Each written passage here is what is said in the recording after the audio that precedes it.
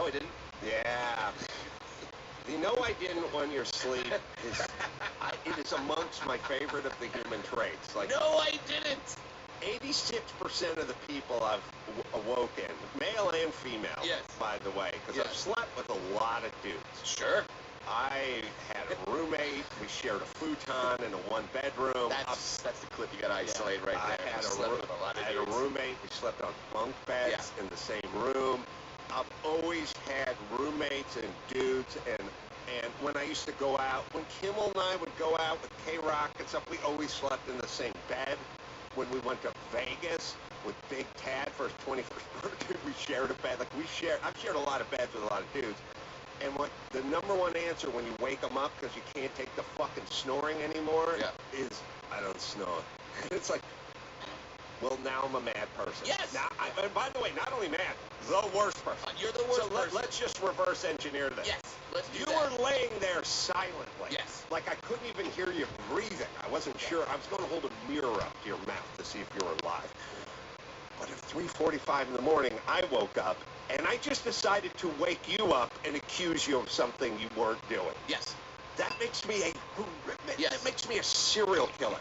A sociopath. It makes you a horrible person, man or woman, just waking up someone in their slumber and going, you're doing something you weren't doing. I told my wife when this happened the second time, when I woke her up and said, you punched me in the face, and she said, no, I didn't. I said, you should divorce me because I am a horrible human being. You're horrible. I just woke you up for no reason. And by the way, before I did it, I ran and did a Jimmy Superfly Snuka splash onto the end table just to have a little color on the side of my face, just so I'd have a marking to prove it to you. And then I came back to you and said, this will prove that I'm the better partner, and just woke her up and said, you did this. You did this. By the way, what do I have to lose or gain? Nothing. What do I have to gain? Nothing. No gain. Two of these incidents in my life. Now we'll take it to now I'm fired up. A business application. We'll get out of the personal for a second, but we'll circle back. I'll get back to the personal. One time, I went in. I haven't told the story in a million years. When I used to live out in the Hollywood Hills, and I ordered myself some Chinese food, and I went down to the place, and I said, hey, it's Adam. I got to take out or whatever. And they handed me a bag. And I went back up to my house in the Hollywood Hills. It was way up under the Hollywood sign. And I opened the fucking bag, and it was nothing I ordered. And the maniac had ordered something that's always on the menu, and I always stare at it because who the fuck wants this, which is like cold beef salad, which I don't even understand. There is a beef salad, and it's cold, and you're ordering Chinese food. Anyway, I opened it up. Not Carpaccio fancy. No. And I just... Oh, wow. I looked at it and went, oh, fuck. They gave me the wrong bag. And then I went back down the hill. Yep. And I said, you guys gave me the wrong bag. I took this bag. I think my bag's back there. And she's like, you took the bag, And then I said, yeah, I know, but I gave you my name, and this bag says Rob on it, and you guys gave me the name. And she goes, you said your name was Rob. Oh. Yeah, that makes me... Now we're back to serial killer. Right. I'm an insane person. Now, if you are a unhoused, homeless person and you're starving, and you come in and you just say, I'm Rob, I'm guessing you would take it and be like, cool, free food, and eat it. Right. No one would have the stones to walk back. But what could my possible grift be? Exactly. I'm back. I just drove up the hill, got out of my car, walked up 80 steps to my home, undid this bag, stood there for 10 minutes, and then turned around and came back down the hill. It's now been 45 minutes. All right. The other one, which was insane, was... just these arguments of, like, sit there, reverse engineer it. Okay, if what you're saying is true, what am I as a human being doing? I've oftentimes queried that. I had another incident a million years ago when I was living in this apartment in North Hollywood with the futon and the bunk beds. I brought my tuxedo. I bought a second-hand tuxedo jacket, and I had it, and the buttons were all falling off. And I took it to the tailor, which is just like up this. I just walked there off of Laurel Canyon and Magnolia, and I just brought it in, and I said, I need new buttons sewn on this tuxedo jacket. And the guy said, all right. And I left it off there, and then when I picked it up, it was in the bag. It was in the, dry cleaner bag or whatever. And I just paid the guy, and I went back to my house, and I put it in the closet. And then, like, a month later, something came up, and it was tuxedo time. Yeah. I pulled the bag out, and the guy showed on brass anchor buttons like you'd wear, like Ted Knight would wear if you were, like, with an ascot on a Navy blazer. Okay. Like these brass anchor You're going to the Navy ball, and you're on just an Instagram video asking Mila Kunis to come with you. And I said, oh, God, they didn't do the black button. What is it? So I walked back down to the place, and I go, hey, man, when I was here before, you guys showed the wrong buttons on this. Could you replace them with some black buttons? And the guy went, we didn't do that. I was like, wow, that makes me a maniac. And by the way, balls as big as Montana, right? Yeah. Walking into rando tailor shops, telling them to replace the buttons on their tuxedo, demanding it. Yes. Because I'm looking to save myself $14. Yeah. This is my grit. This is how I roll. This is how the rich get richer. Adam. That's right. You didn't know that. So that was funny. It's always funny. I do like the subtle admittance of wrongdoing when they split the price with you. They go, okay, look, we didn't do that, but I'll do it, but we'll split the cost. And it's like, look, if you didn't do it, then you're fucking insane. Yeah. All right.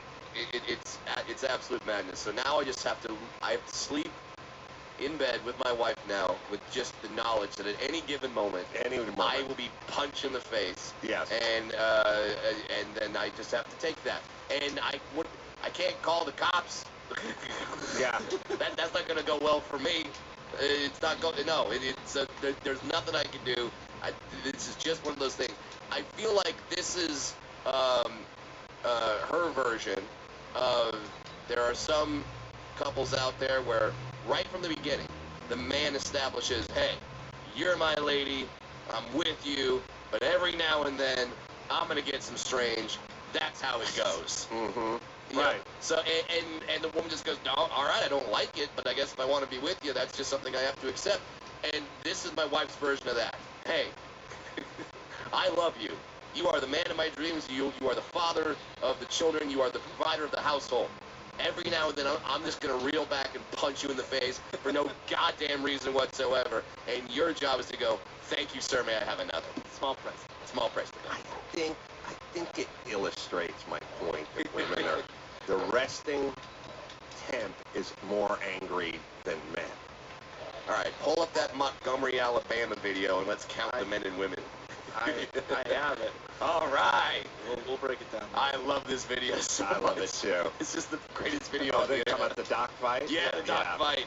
The other one that always got me is I had this girlfriend who lived on the west side. I used to work for Always Better Closets, and I'd be there at 7 in the morning. And Always Better Closets was, and by the Burbank airport.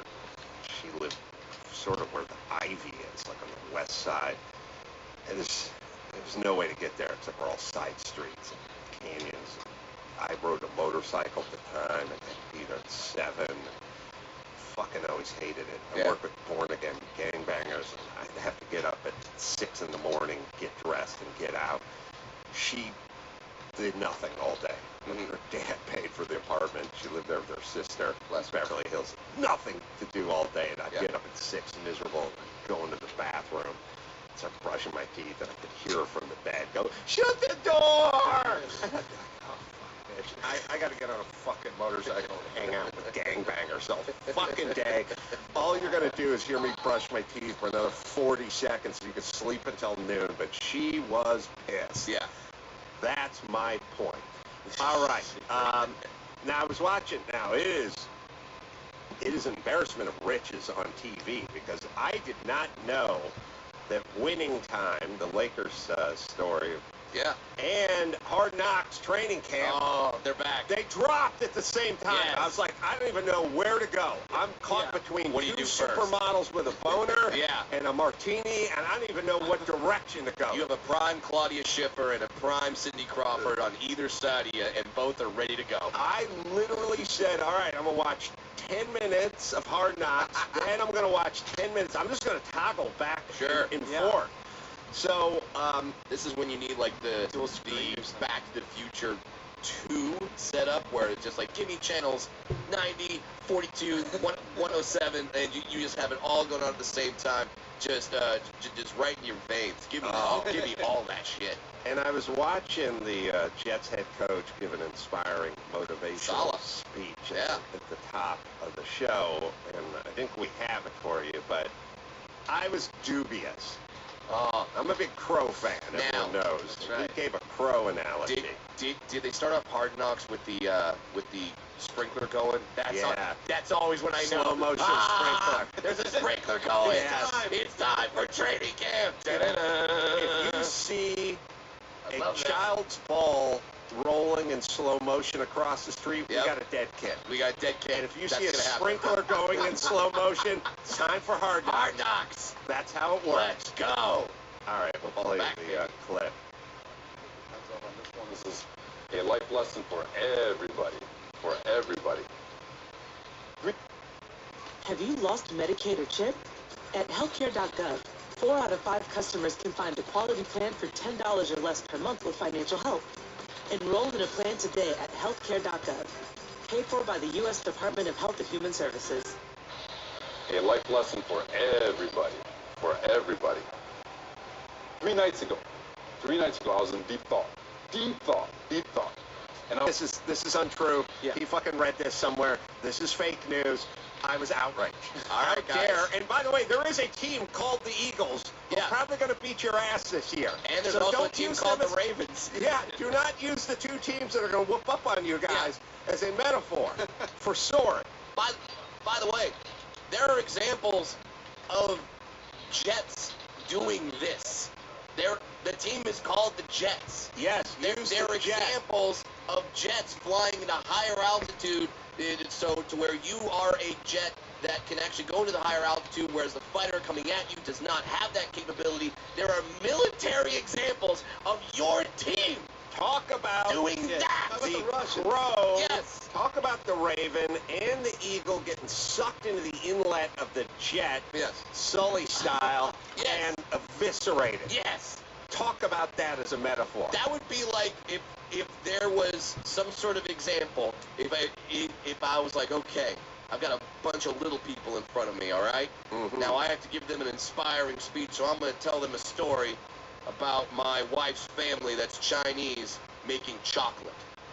Making chocolate. These Chinese people were making chocolate. Right. We're just sitting there going, Oompa Loompas are real, dude. Like, I could use that as an example. Yes. That's the better example. He had a much better example. And this doesn't exist. I called Chris. I looked it up. I was like, this is bullshit. Why would a fucking bird? Now, look, the reason you can tell quick if a story's full of shit. I use it all the time, but a few months ago, everyone was freaked out or upset. It's like, there was a group of high school kids that were chasing down these spinner dolphins and corralling them. I'm like, no, they weren't. No, they weren't, because a spinner dolphin could swim 40 miles an hour, and a high schooler goes 3 miles an hour. So you tell me. It's like, oh, Mario Andretti got chased down in an Indy car by Roomba. It's like, I don't think that happened. Yes. And it's like, yes, it did. Yes, it did. I saw it. I saw a story about it. It's like, it did not happen. And I was just watching this, intrigued initially, this crow on the back of. First off, does the eagle not use air to survive? Because he's breathing the same fucking air, is he not? They're both just birds.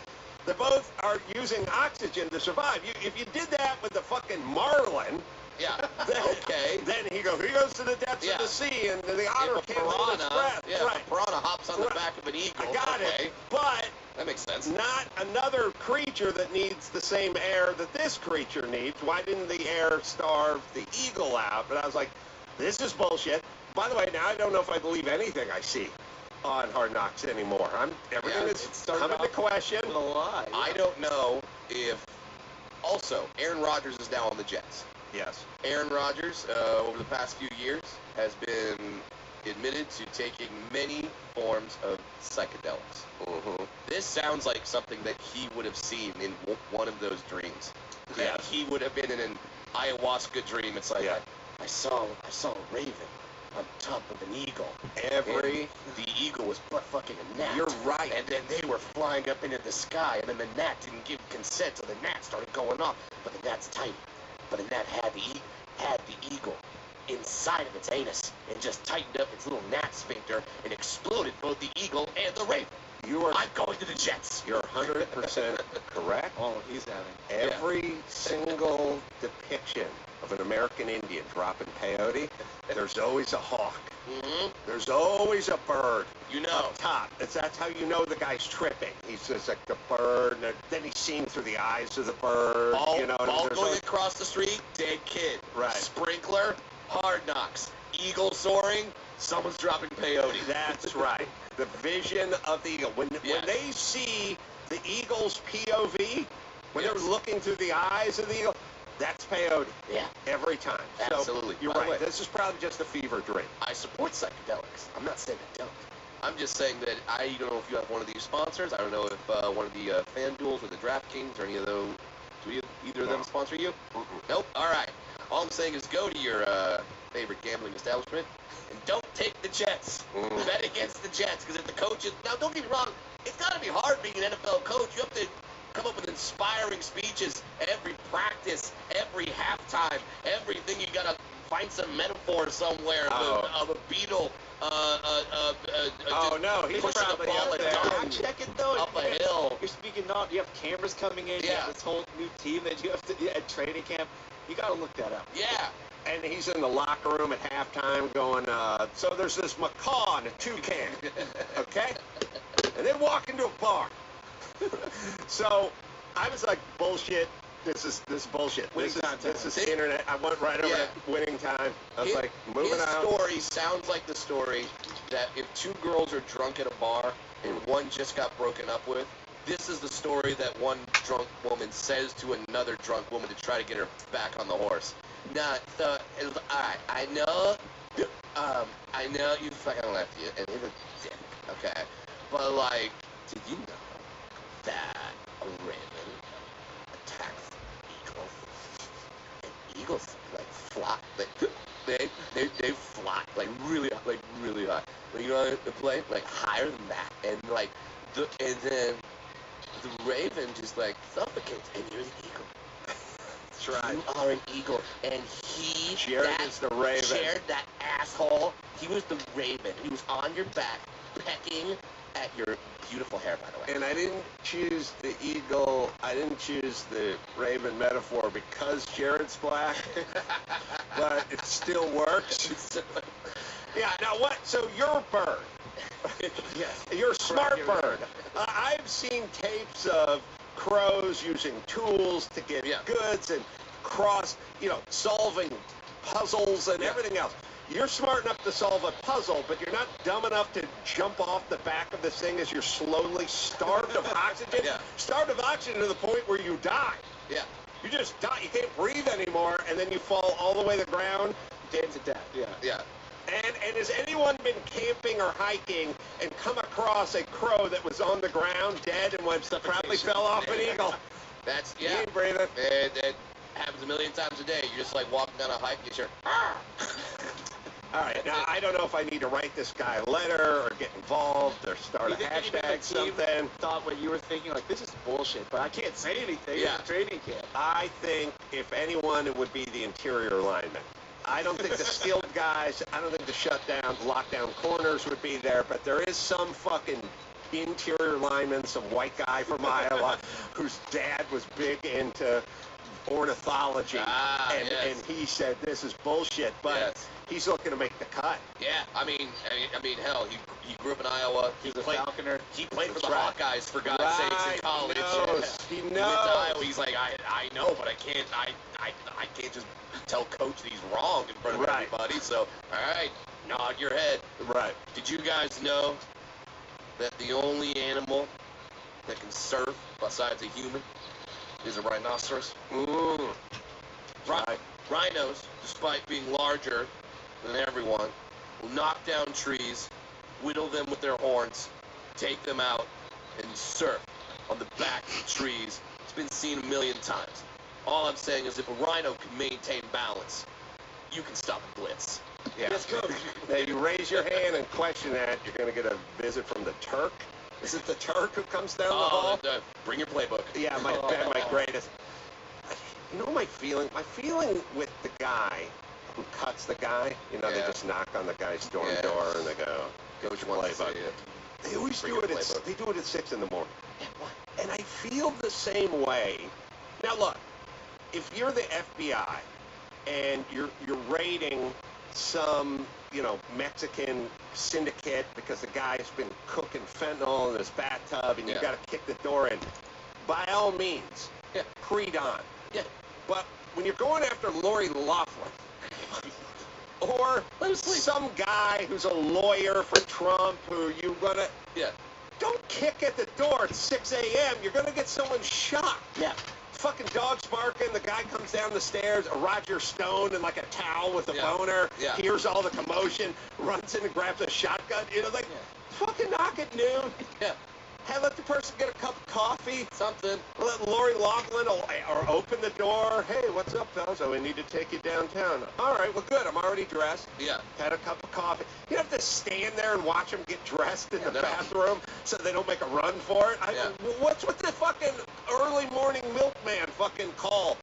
If someone is especially non-violent criminal, he's not involved with a cartel, fucking give him noon. Especially with football where it's like, it's not like you don't know where he's going to be in 2 more hours. Their entire schedule is regimented. So in go their down schedule, to they the have fucking weight room and go get him when he's on the slide hack. Yeah. And just go, hey man, I know you had a few more reps, but you're probably not going to need it. Come on. Come on down. Yeah. Well, we got to roust you.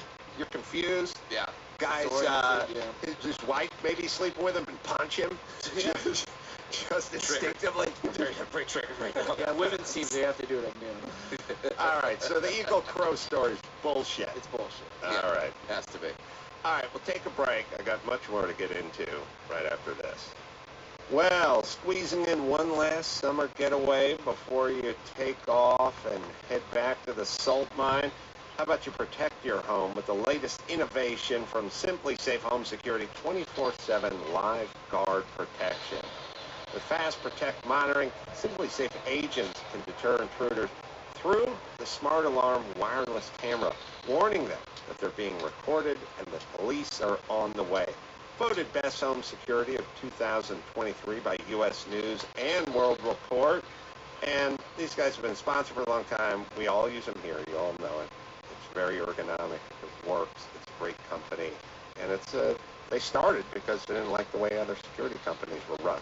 And right now, my listeners get 20% off any Simply Safe system when they sign up for Fast Protect monitoring. It's a huge offer. It's a limited time, so visit simplysafe.com/Adam. That is 2 I's, by the way. simplysafe.com/Adam.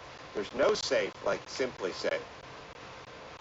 I know we spend a lot of time on the show laughing about the podcast and making jokes and cracking wise, but I've launched a partnership with Lear Capital, and I'm starting to really feel the need to be serious just for a minute. I'm sitting here holding some coins that were sent to me by our partner, Lear Capital, and I don't know if you guys have heard about BRICS.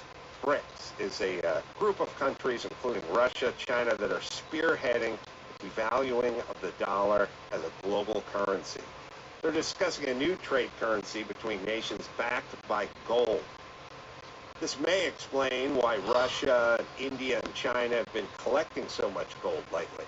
So when you peel back the onion a bit, you may need to look at gold for your own portfolio, and that's where Lear Capital comes in. So do me a favor, call 800-498-6450. Mention my name and ask for a free investment guide. Educate yourself and learn more about diversifying or even beginning a portfolio plan. That's 800-498-6450 and mention my name, Adam Carolla. One more time, 800-498-6450. Drop my name and get with my good partner, Lear Happen. Dyson's new digital motor gives you 262 air watts of suction and a detangling cleaner head in the most powerful cordless vacuum. And it adapts to clean everywhere. Now in Prussian blue and rich copper. Only at Dyson.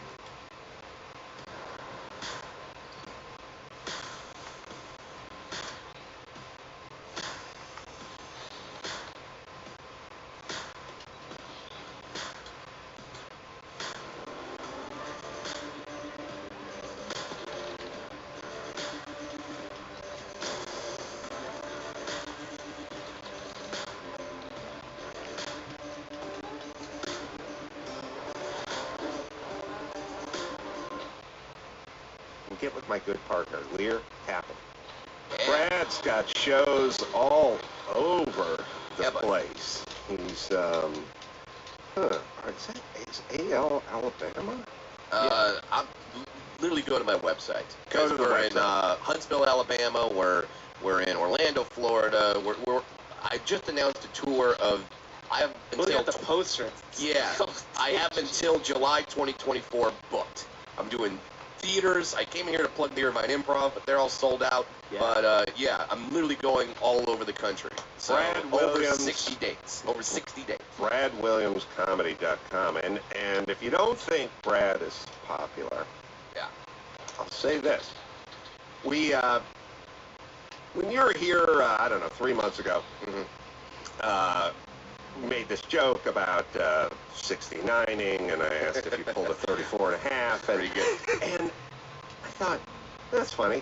And then I thought, no, I'm going to try that on stage. And, on stage, it gets a huge laugh. Yeah.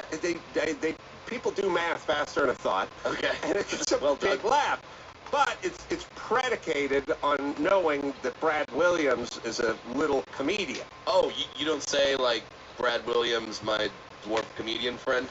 I do, but I start the joke by going, do you guys know who Brad Williams is? And by the way, Brad Williams could be the name of an F1 driver. I mean, it's a common name. It could be the name of an actor. Sure. It could be the name of anybody. Yeah. I go, you guys know Brad Williams? And everyone goes, yeah. They start clapping. Yeah, All it's an easy right. applause. Right. So All right. Love it. Well, I still set it up by saying little guy comedian, yeah. but there's strong recognition throughout the country. When I got to open up for Brad at the Irvine Improv a while back, I told Right. my friend, hey, I'm opening for Brad Williams, and he said, that's awesome. That's the big guy from Raymond, right? yeah, exactly. Okay. Back down to Brad earth. Garrett, Here we back go. down to earth. I'm not a dwarf, Raymond. I'm not one. So, BradWilliamsComedy.com, selling out theaters. We've already the shows are a year out. We've already added shows in Albany, second shows in Albany, second shows in Pittsburgh, second shows in Foxwoods in Connecticut. It's going crazy this year. That's great. And it's a lot of fun. And I love it when your fans, when I do the meet and greet afterward, and fans come up and say, "Love you on Carolla." I immediately do Ted Koppel for them, and then they laugh, and then it's great. well, it couldn't happen to a better guy. Thank you, sir. Now, so there's another thing, speaking of, fake crow news. But I told Chris to look it up, and he said there are many birds that attack eagles. Yeah. Those birds are basically all drunken chicks who can fly. You know what I mean? You fuck with them, they're going after you. Yeah, It you go doesn't after the really. nest. Guys factor in size and talons and beaks and shit. Birds, that's why in England they call women birds. All they factor in is, I'm fucking pissed off and I'm going full kamikaze on your ass. I don't Yeah. care if I'm giving up 10 feet in wingspan. I'm Yeah. fucking coming at There's you. a bird here that like smaller than the size of our fist that was attacking us. I had to wear a helmet. I had to put a crash helmet on to walk out to my car because I was being attacked. And then once I got in the car, I thought, leave it on. Yeah, Nothing wrong with a little safety exactly. and Fine. respect from the other drivers. So, I'd be horrified if I pulled up on the highway and some guy's got like a crash helmet driving with the means driver business. gloves. I'd be like, oh man, let him go. So, the story, Chris debunked, he looked it up, they don't go up to altitude, whatever. But, another thing I was asking him about, which didn't make sense, but I don't know if there's an answer, which is a fan, a ceiling fan, running in a room. Okay. But nobody's in the room. Okay. Does it cool the room? Ooh, I feel like this is a fight that has happened in many a home between Yes. many a parent and many a child, That or is many a 100% spouse. correct. Yes. Now, Chris looked it up. It doesn't make sense to me that it could cool the room. I think if there's something where there's like maybe an air conditioning duct up on the ceiling and it blows some of the cool air down or something, but I don't see how it could physically cool a room. So ceiling fans, unlike air conditioners, don't actually lower the temperature in a room. Instead, they offer a wind chill effect that helps you feel cool. This brings us back to more fake news. Yep. So, and where we're at as a nation in general. My kids love to leave their ceiling fans on when they're not in the room. Sure. And the difference between men and women. I went and told my son when I found he was leaving a ceiling fan on. I said, "You guys shut your ceiling fan before you leave." And he goes, "It keeps my room cool when I'm gone." And I said, "No, it doesn't." And he said, "Okay." And he shut it. Then I had to have the same conversation with my daughter, How'd but that that went a different direction. Sure. Because there's no one and done with the ladies. It's essentially a merry-go-round of pain that never stops. No one has fun on it. No one gets paid for it, but it just keeps going. So I said to her, "Hey, you guys shut your fan." And she goes, this morning, she goes, "Keeps the room cool when I'm out of the room." And I said, "No, it doesn't." And she said, "Talk to Sonny, because Sonny said it does." And I said, "I told him it doesn't."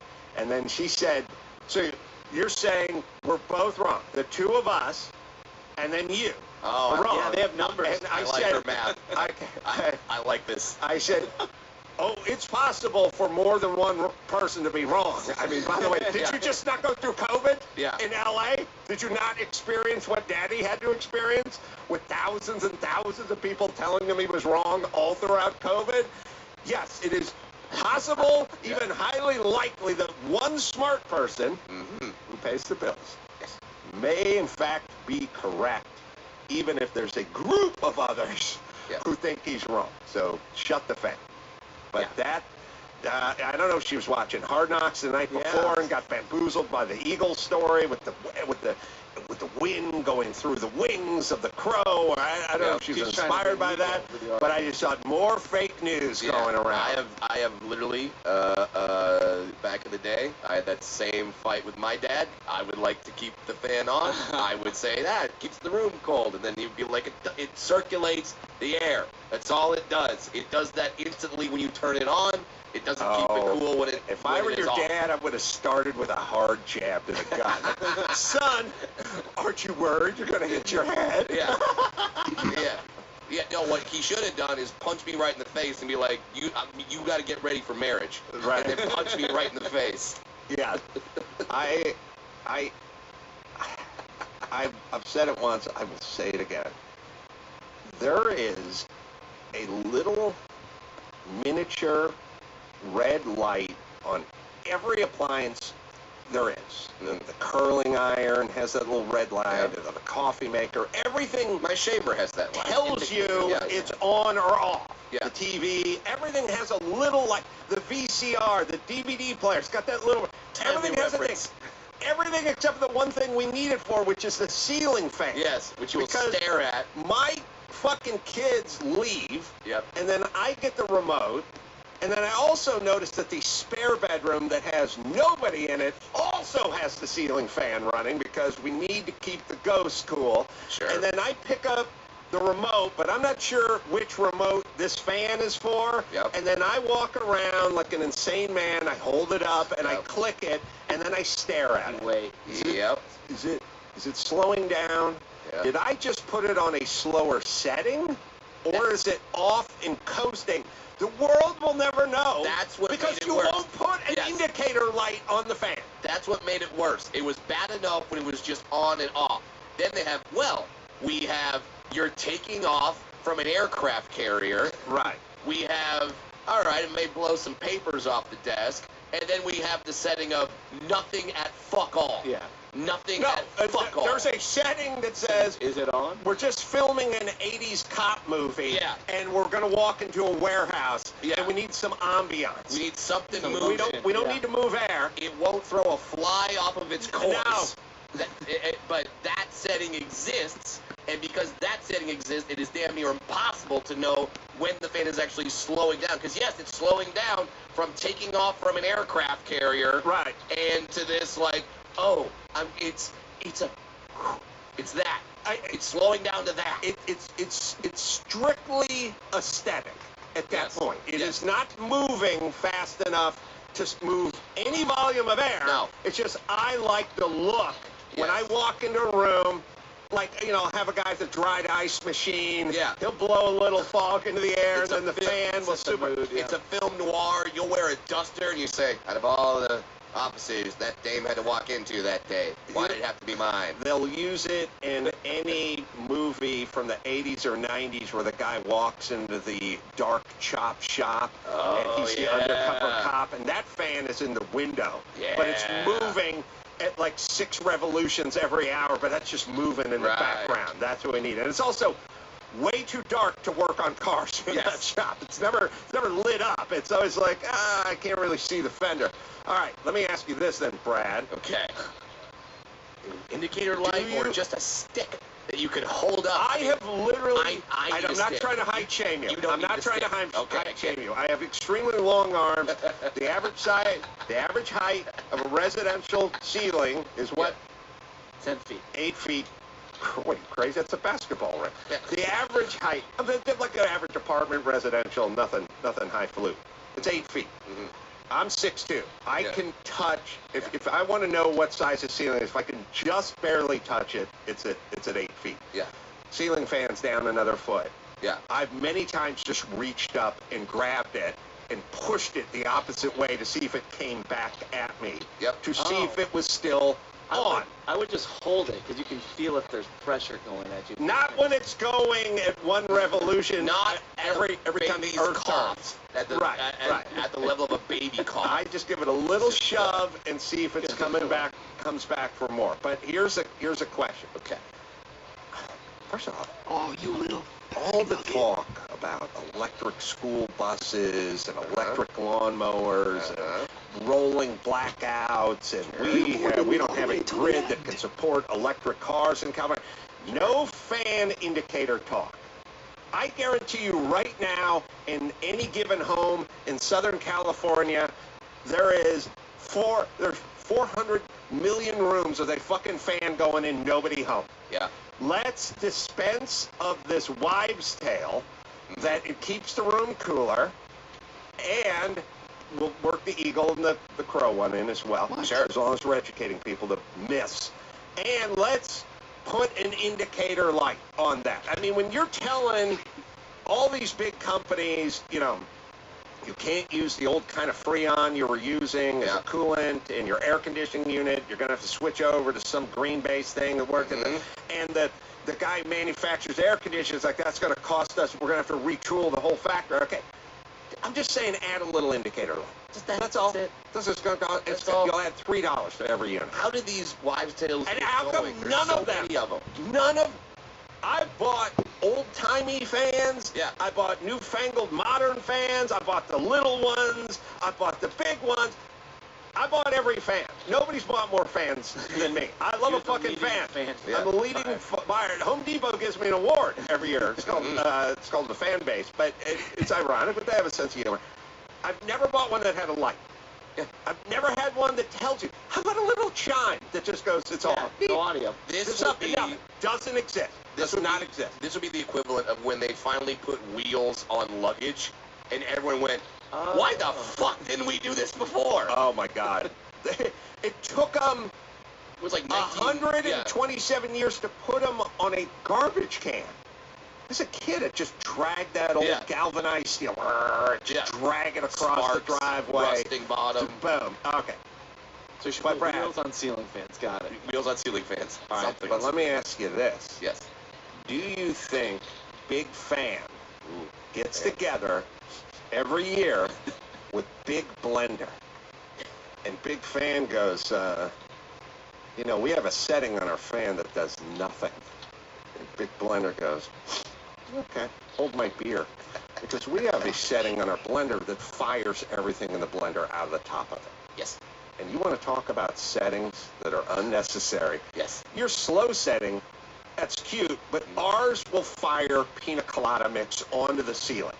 You understand? We have that setting on our blender. Yes. That is And then the Big Fan goes, I don't even, why do you have that setting? Why do you have the setting that does?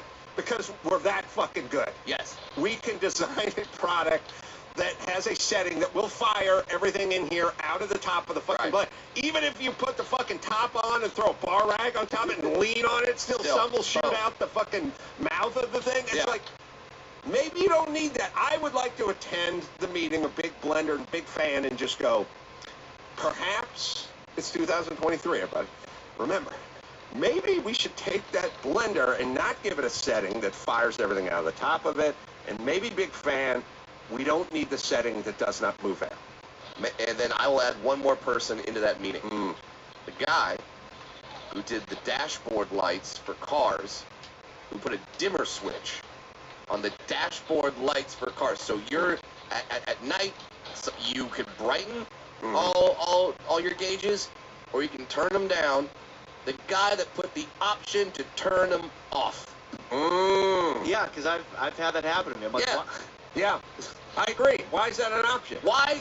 It's at night. I would like to see how fast I'm going. I would like to see every gauge on my car. Why is there an option to turn it just completely off? So it's like, well, because, you know, we've had so many people burn their retinas with these bright lights during the day. It's just so much extra light. So we have to have that setting of just turning it off. And then you're driving at night, you know, or at dusk, and it's slowly becoming night. You don't see it. You don't notice it happening. And all of a sudden you look down. How fast am I going? I can't see a goddamn thing. Wonder why. Who is that guy? Why an option? Why? Why is there an option to turn it off? Yes. Were there complaints? I guess just in case you're tailing somebody on a country road with no street lights and you really do not want to be seen tailing. Yeah, You're like, you're outrunning the law. It does dive into a cornfield. It does seem We'll odd. lose them. There has to be, the only time you need that is when there's a banjo playing. Or behind you. Yeah, I feel the same way about the steering wheel adjustment, which is, I'll give it 2 inches down and 2 inches up, but it doesn't need to go up to the point where it becomes horizontal. Yes. Like you're the skipper of a tugboat. Right. It just goes all the way up. You're driving a steamroller or something. Well, I'm telling you, Matt Silverstein, I think it was Matt Silverstein from The Man Show, and he went on to do Drawn Together. Anyway, fun guy, this guy. Comedy writer. I hopped into his fucking 97 Cherokee once. We were driving to a shoot, and the wheel was all the way up. Like, he was driving it. How? He was driving it. Did he have two like woodland creatures running on top of it to turn the wheel? I don't know, and I just looked at it. I was like, man, what are you doing? And he goes, oh, I got this car from my in-laws in Chicago. They just trucked it out, the flatbed, and they gave me the car. And I go, oh, when did you get it? I said, 6 months ago. And I'm like, you know the steering wheel is all the way up in the weird position. And he's like, oh, it's adjustable? Give me that fucking thing. And I reached over to the console because they're all in a different place, in a different way, in a different car. And I just pulled it back and lowered it to a normal position. He's like, oh my God, thank God. I've been driving this way for fucking 6 months. I mean, it has a setting that, like, I guess if you're handicapped, you can get, if you don't have the use of your legs, you can get out of it or something. And obviously the shipping company just put it all the way up to move something in there or something. Amazing. He had no idea. No clue. I would have been suspicious, like, why Like did this Chief kid. design a vehicle where the steering wheel is horizontal? Like my arms have to be at 90-degree angles to steer this thing. Yeah, doesn't sound like the smartest. All right, so we're talking Brad about... just got into a car accident. Oh, yeah, I did. That's why you guys sent me an Uber, so thank you. So, wasn't my fault on the 170. Oh, right over here, going south, and car stopped in front of me. I stopped in front of her, and then the person behind me not stopping. Boom. And then I hit the car in front. So, but I was actually thinking of you during the car accident. Thank you. Because this happened in the far left lane, and the woman in the front started to get out. This is in the fast lane, and I went, no, no, no. Let's go to the side. Go to the right. Go all the way right. Hero. Can it drive? Yeah. Okay. Go to the right. And then all three of us made our way over, did our business. Everyone's fine. Everyone's okay. One person didn't have insurance. The person that hit you? Yes. Oh, boy. Yeah. Where were they from? What part of the world? Oh, you know, they're from the world. You know, they're of the earth. Yeah, they're very God's creatures. well traveled. You know. Yeah. And then yes, we'd all exchange information over on the far side. But now I don't have a car. Because there's one part that it needs that is on back order, so I just gotta wait for this thing to get repaired, and yeah, it sucks. So now I'm stuck at home with a wife that punches me in the face. My dream, I think my dream TV show, is just called Adam Enters Your Place of Work and Screams at You. And I would start with the blender. I live that show. I would go to Big Fan after that and scream about a setting. I would go to the Jets mini camp and scream at the coach. But I would go to LA City Council, the council meeting or the traffic control meeting, and I would just go, you do understand that in this city, when people get into an accident, they stand in the freeway. They get out of the car and they stand there. Now, it fucks the shit up out of the freeway, anyone who's behind them, but also, do you want people standing in the middle of the freeway? Because they're unaware of the fact that they need to pull it over, because you guys have not shared that information. Nope. You've not shared it. I learned it from this show. Everybody is well aware of slowing for the cone zone and clicking or ticket, but they do not know this information. Would you like to share it with them? Is there some way to convey this information with these people who are putting themselves in grave harm by standing in the middle of a fucking freeway after a little paint was exchanged? It's bizarre that they're like, we're not gonna put that word out. And then I would go, in Butte, Montana, home of Evel Knievel, they have signs that say if it steers, it clears. Why do they know this in Montana? Why wouldn't Where you there's share? no traffic. Why wouldn't you share that with them? And they'd go, I don't know. And then I would fucking start screaming, and then I would grab like a piece of furniture, and I'd go at them like we're in a dock in Alabama. And I would just fucking tear the place up, and I'd yell, get your fucking shit together. It's so amazing that as you are a comedian, you start traveling, you go to different parts of the country, you go to different parts of the world, and you see how they do it in different states, you see how they do it in different countries, and you go, why don't we do it this way? I have 1,000% screamed that a million times. I was just in Montreal, Canada, and the luggage carts, theirs are free. And they have places all over the place that you can put them back. It's a wonderful system. Everybody does it. It's amazing. I travel with 3 huge merch bags when I go on the road, and you know, this is gonna shock you, but at 4'4", 120 pounds, I can't lift 3 full merch bags. So I need these carts, and it is a fucking, it is a trek.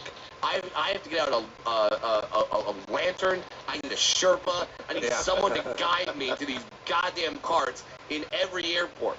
It's unbelievable. Look, if I were the mayor of Los Angeles or the governor of California and the president of the United States, I would just go, look, let me tell you something. I'm not interested in testing any policies. Yeah. I'm not interested in any pilot programs. No.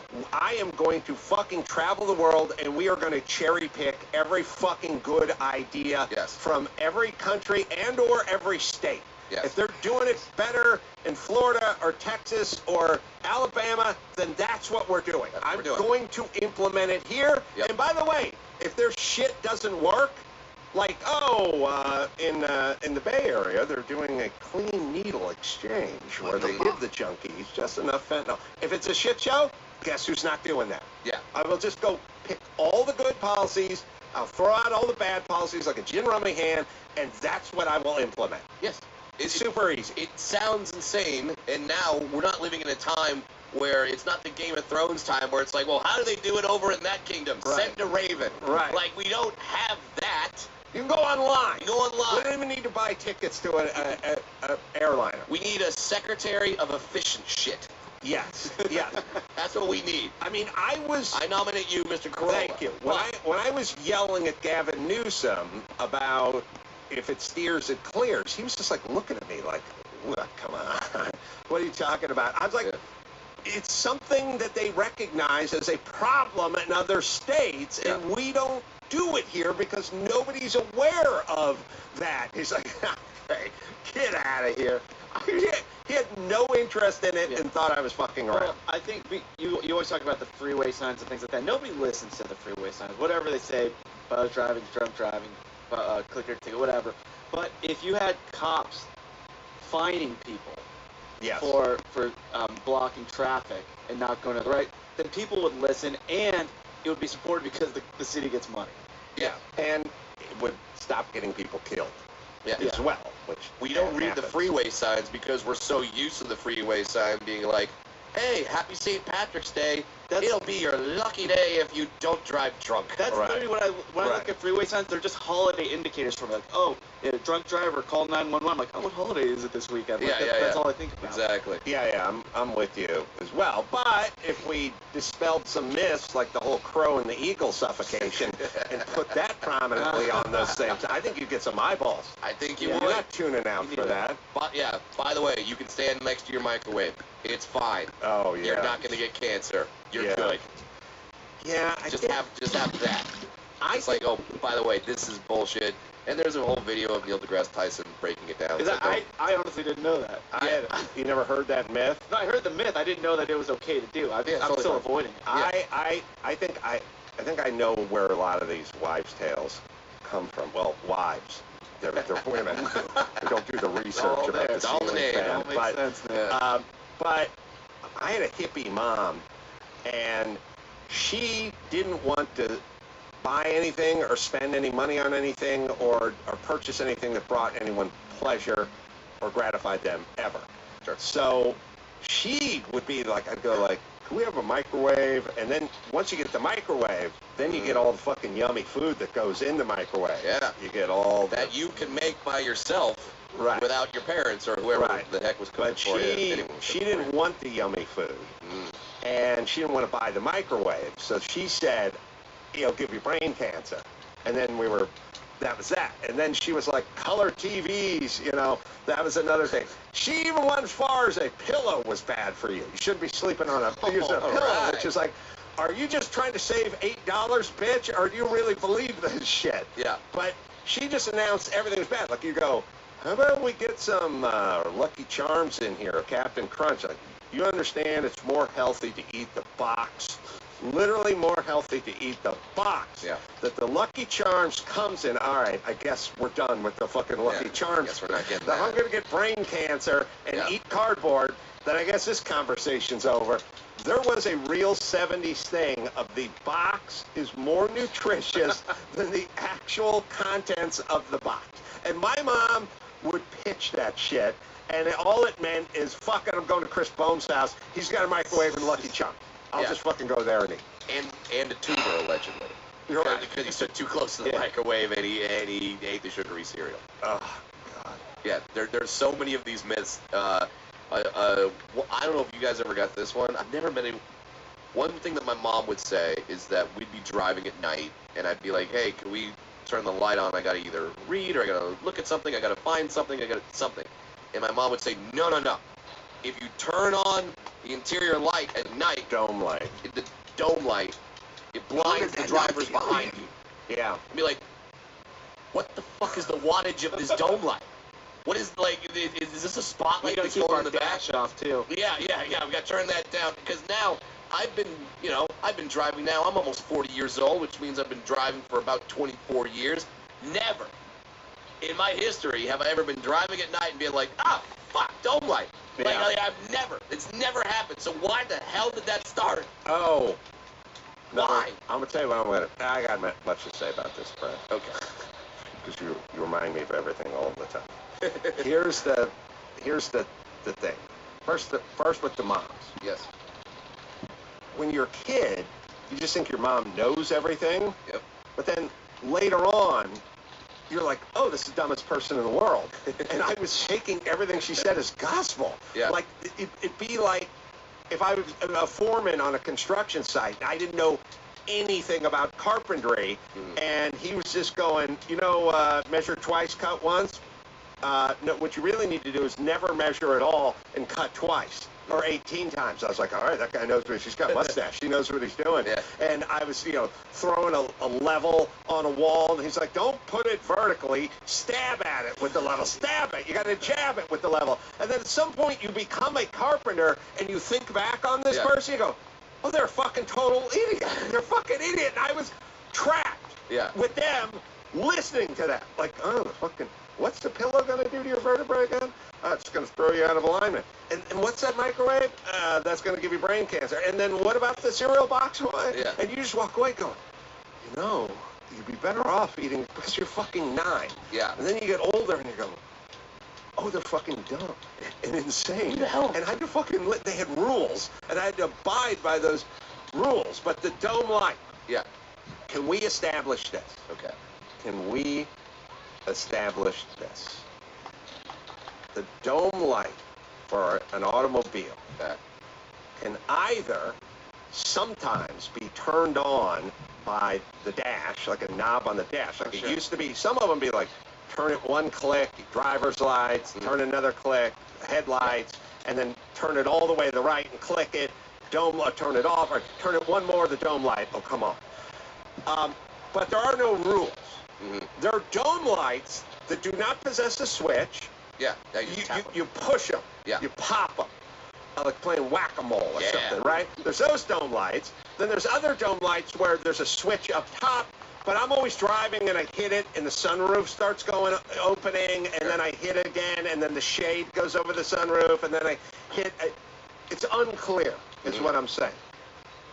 Now, I got another one to piggyback here. Okay. Could we just decide, when I'm in charge, there will be certain rules. Secretary of Efficient shit. And look, you don't get to just start making cars that are right-hand drive for the United States. You just don't have. I would say the dome light, and then I'm going to add another one to this.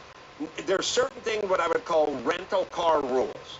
I don't want to have to climb into a rental car and try to figure out where the fuck the windshield wipers. You ever do that move where you're in the rental car and you're like, oh, it's starting to drizzle. I'm turning the wipers on and you flash the high beams at the guy in front of you and you're like, sorry, dude. No. Sorry. So you're getting out of the car with a fucking tire iron. I wasn't doing that. I meant to turn the wipers on, but it's in a different place in my car. Some universals, The one we really need to go universal on, the hatch and or trunk pop button. Yeah. I went to fucking Burbank Airport. I was there with Mike August a few weeks ago. We valeted his car. The valet guys dropping off the cars, got the luggage. Yeah. He goes to the back of Mike's car.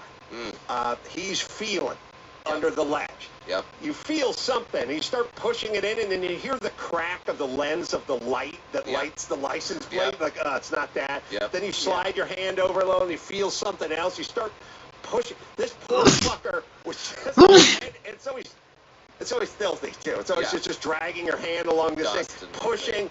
I drive different cars. Drive my daughter's car now. So it's always a thing. There's always the person behind you, like when I'm going with August. Like, August, I'm driving. Throw the merch bag in the back. We're going to Burbank. I see him standing there in the rear view with his hand dragging. Then he does the pop it. pop it with the key thing. And I'm like, I think I have to stop the car. Its car's running. Put it in park and then pop it. But I don't know where the key fob is. Like, it feeling. Mike's car, an Infinity, about 7 or 8 years old, just has a single chrome button on the outside. This poor dude is dragging his hand along the bottom edge, feeling. There's no indicator. There's no arrow. In every race car I have, there's a fucking sticker with an arrow that points to the tow hook, and it points to the fuel cutoff. Like, it points to the shit that people outside the car that need. You're just dragging and feeling. Every car I have, it's unclear whether you can pop it while the car's running. Maybe it needs to be in park, or maybe you need to shut it. When I was a kid, we had trunks. The trunks had a big, fat chrome button. It was just an Audi belly button. It didn't matter if you were driving a fucking BMW, an Opel, or Buick. It didn't matter. They all had the same button. Right. It took a key, and you just pop it. There's no human being that couldn't walk up to that and just push it in and pop it. Now, every car has it in a different place with a slightly different modality, and it's all hidden to the eyes of the world. And everyone just drags. It's a hand drag, and it doesn't feel like anything. We just keep pushing the rear camera lens up with our finger, and everyone's getting angry, and like the key fob. Breaking off the Cadillac logo like it wasn't it.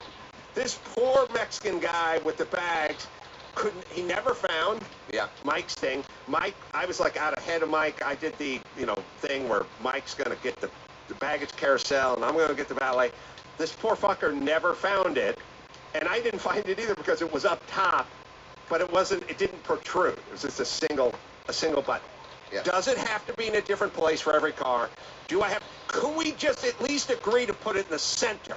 Some are like off to the fucking right. I can't. Yep. You don't say like how they like you have to have side markers on cars, right? There should be a uniform place for. This is where it is. The dome light on and off is one button in the same fucking place on every car manufactured in the United States, and we won't let it into the United States if that thing's not in the same place. And the trunk hatch pop is all in the same place all the time, every car. This is the goat cheese pizza of the automotive world. For me. The passion fruit iced tea of the automotive world. Oh, this is what works. It's worked forever. Well, but this is how we do it. We put the button under the rear view mirror, and you have to have 2 keys, do a nuclear time, like 3, 2, 1, go. And you do that. Mission Impossible style. And then the trunk pops, because we just think that's more fun. Somebody run out. August's car is parked down that parking lot. Take a picture of the back of that car. It's up top, but every car manufactured in the last 8 years has it at the bottom. Right. And all you can do is blindly feel. I've even taken a knee in a parking lot and went like, where the fuck is that button? Because I've been pushing on the camera lens the whole fucking time. Yeah. All right, we'll take a break. We got some news. We'll do that right after this. Let me tell you about microdose. You probably heard about microdosing. All sorts of people are microdosing daily. Makes them feel better, healthier, better performance as well. And our show is sponsored by Microdose Gummies. Microdose Gummies deliver perfect entry-level doses of THC that help you feel just the right amount of good. Because I know a lot of people have some bad experiences. It just comes on like a beautiful, soft summer breeze. Microdose is available nationwide, and if you want to learn more about microdosing THC, go to microdose.com. Use the code ADAM to get free shipping and 30% off your first order. So, links can be found in the show description, but again, that's microdose.com, code ADAM. Check it out. I think you're going to like it. Let me tell you about Angie. Homeowners, it's a lot of work down a home. Whether it's everyday maintenance, repairs, or dream projects, it can be hard. Even know where to start. All you need is Angie. Your home for everything home. Find a skilled local pro who will deliver quality and experience. Over 20 years of home service experience. Bring them your project online or with the Angie app answer a few questions, and Angie handles the rest. Look, you're busy. You don't have time to do all this stuff. Let Angie handle it. Take care of just about any home project in just a few taps. Download the free Angie mobile app today, or visit online. Visit Angie.com. That's ANGI.com. ANGI.com. That's Angie. Let them do all the heavy lifting. It's time to check Adam's voicemail. Spaceman, Kenny here, born and raised in San Fernando Valley. Made it out here to the promised land of San Antonio, Texas a few years ago. A town that you may want to put on your list of places to move. Not only does it have a P.F. Chang's and a Top Golf, but the click it or ticket signs do not say click it or ticket. They say make sure your tires are properly inflated.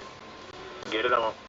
You can leave us a message at 888-634-1744. Fucking utopia. San Antonio, I'll be there. LOL Comedy Club, a couple of weeks. We sold out all the shows. We added a second show on Thursday.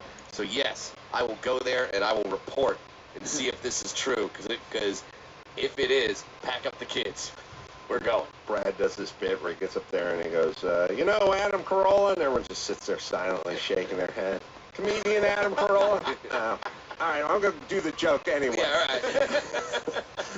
All right, what do we got in the news? Well, this is in the news, and Brad is definitely qualified to comment on it. Oh, boy. Yeah, but so Hugh Grant being cast as Oh, I've got thoughts. Good.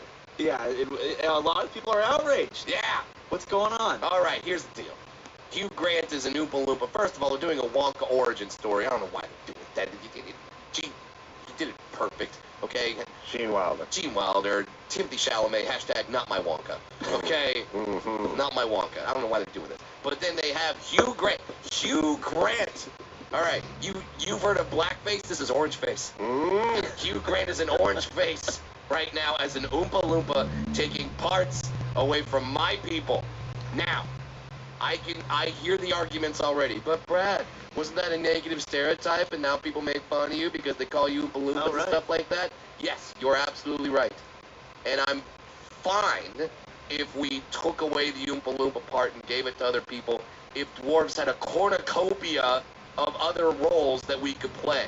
It was just like, oh man, we're tired of all these dwarves just all over movies. They're just everywhere. Yeah. No, we don't have that. We have 3 goddamn parts that we can play. We got this, we got elves, and we got dwarves and Snow White, and they took that away too. Oh, I don't want to fucking harsh your Mel any more than it already is, but I watch Hard Knocks Training Camp, and I watch Winning Time. What?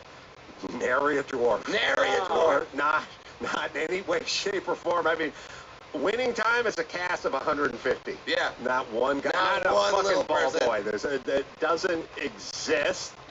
And don't get me started on Hard Knocks. All There's the nobody. inclusivity, like all the inclusive casts and everything. Yeah. Why aren't dwarfs included? That's my thing. And you can do that. Don't get me wrong.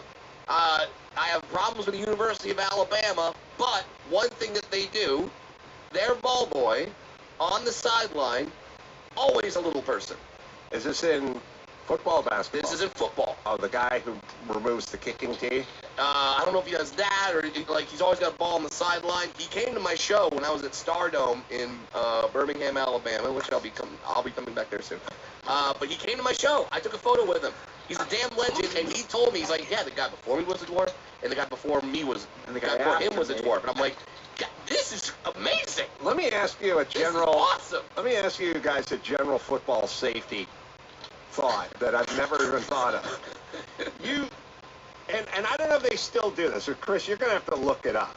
Okay. I think they still do it. There is a job what's equivalent to the tennis ball boy who goes sprinting out there and grabs the tennis balls and runs to the other side. Which they should give that job to a fat dude.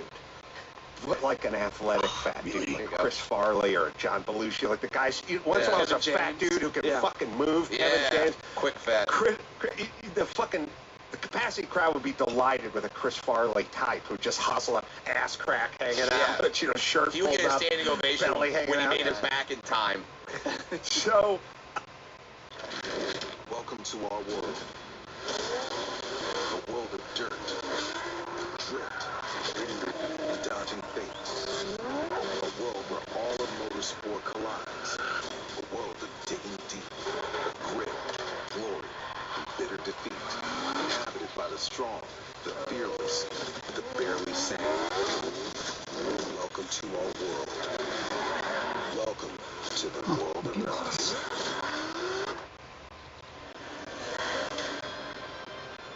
Show me what you have learned, my apprentice. I've made it so easy for you to grasp the intricacies of this rather unique skill.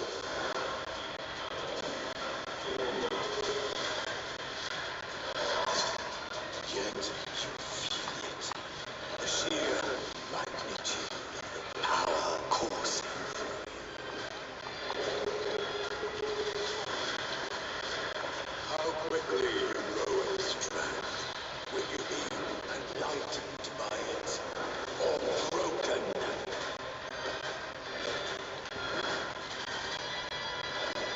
I suspect you don't even realize your potential, foolish apprentice. You will learn when you finally need too much. Now, show me your power. Po prostu niekoniecznie.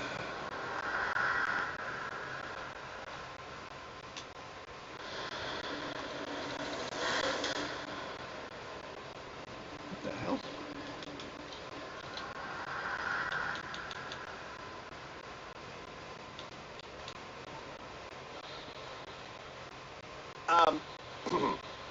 there's a job in football which is sprinting out and grabbing the kicking tee. Yeah. They give it to dogs even, I think. Yeah. Sprinting out and grabbing the kickoff, kicking tee while the ball's in the air. Yeah. During the kickoff. Yeah. Right? Yeah. And then someone would go, well, why? Why not wait till the plays come to an end and then we remove the kicking tee? And the answer would be like, well, somebody could roll an ankle or something if they ran onto the kicking tee. Okay, that's an argument, but I'm going to make the same argument. Yeah. Do you think taking a special needs kid or a dog and having them sprint across the field, who could easily fucking trip and fall on your face or roll an ankle themselves, with guys who run 4.40s that weigh 230 pounds all coming at you like a fucking herd at 80 miles an hour? Don't there's some danger that's inherently baked into that? Like, what's a greater danger? The guys who have their ankles taped and run the 4.340s avoiding this piece of plastic that they're never going to get to? Or taking the Suns coach who's 9 and is on the spectrum and having him run across the field while the play is going on? Does that feel? Are there any other sports where as the play is going on, somebody sprints out there? Like you're going to drive the NBA court with the mop, or in javelin or discus, I'm just going to run out there while it's going on? There is an example of this. Dusty Baker's kid. Dusty Baker, it was in the playoffs when he was managing the Giants, and his son was about like 5 or 6, was the bat boy. Right. You'd run out and get the bat. His son ran out in the field and got the bat while the play was happening, and a play was happening at the plate. And J.T. Snow, the player J.T. Snow, ran by, grabs him. I remember seeing that. He was an angel. He was literally an angel. Yeah, and now he's for the Giants. This is in the World Series against the Angels. Right. Barry Bonds hits it deep. Not a home run. J.T. Snow grabs the kid, saves his life. Yeah. It was put on waivers. Yeah. In that season. Bring your playbook. Yeah. So talk there's to the your turf. example. It happened in baseball. JT Snow, a hero, and now I think his kid might even be about to make it to the majors, or he might be in the majors. I'm not quite Well, sure. let's just say this. Drafted. We probably shouldn't have underage family members running out on the field, whether it's to collect a bat Yeah. or the kicking tee. Yes. Because you really couldn't explain the rules to a 5-year-old, for Right. Christ's sake. Go because his rule, you just tell the kid, hey, go get the bat. When Right. the player drops the bat, go get the bat. So the player dropped the bat. Barry Bonds dropped the bat. He runs out there to get the bat. Meanwhile, it's coming home. Everyone's running. We have Hero, two JT odd Snow. examples of kicking so, tee retrievers. Yeah, so one of them, this is the reason we don't really know about these guys is because obviously the camera's off them Right. during the play. But this is a guy in Texas. His Okay. name is Hop for Houston football. So here's how he grabs the kicking tee once right after the kickoff. Okay. And all the action's going. So he sprints over, dives for it, he comes back, and now he's like a star. Yeah. But then Boise, you were just in Boise. Yeah. They have a dog named Pint. I'm just saying, does this kind of open things up to litigation? Like, Yeah. isn't somebody just going to get fucking crushed or kicked or smacked? I mean, There has to be a return. Yes. why is sending a dog out on the field during the play safer than leaving a small piece of plastic out on the field? Why does it need to be? We're opening ourselves up to danger. There's a lot. That's a big gamble. So here we're watching Pint, Yeah, this is Pint runs out there.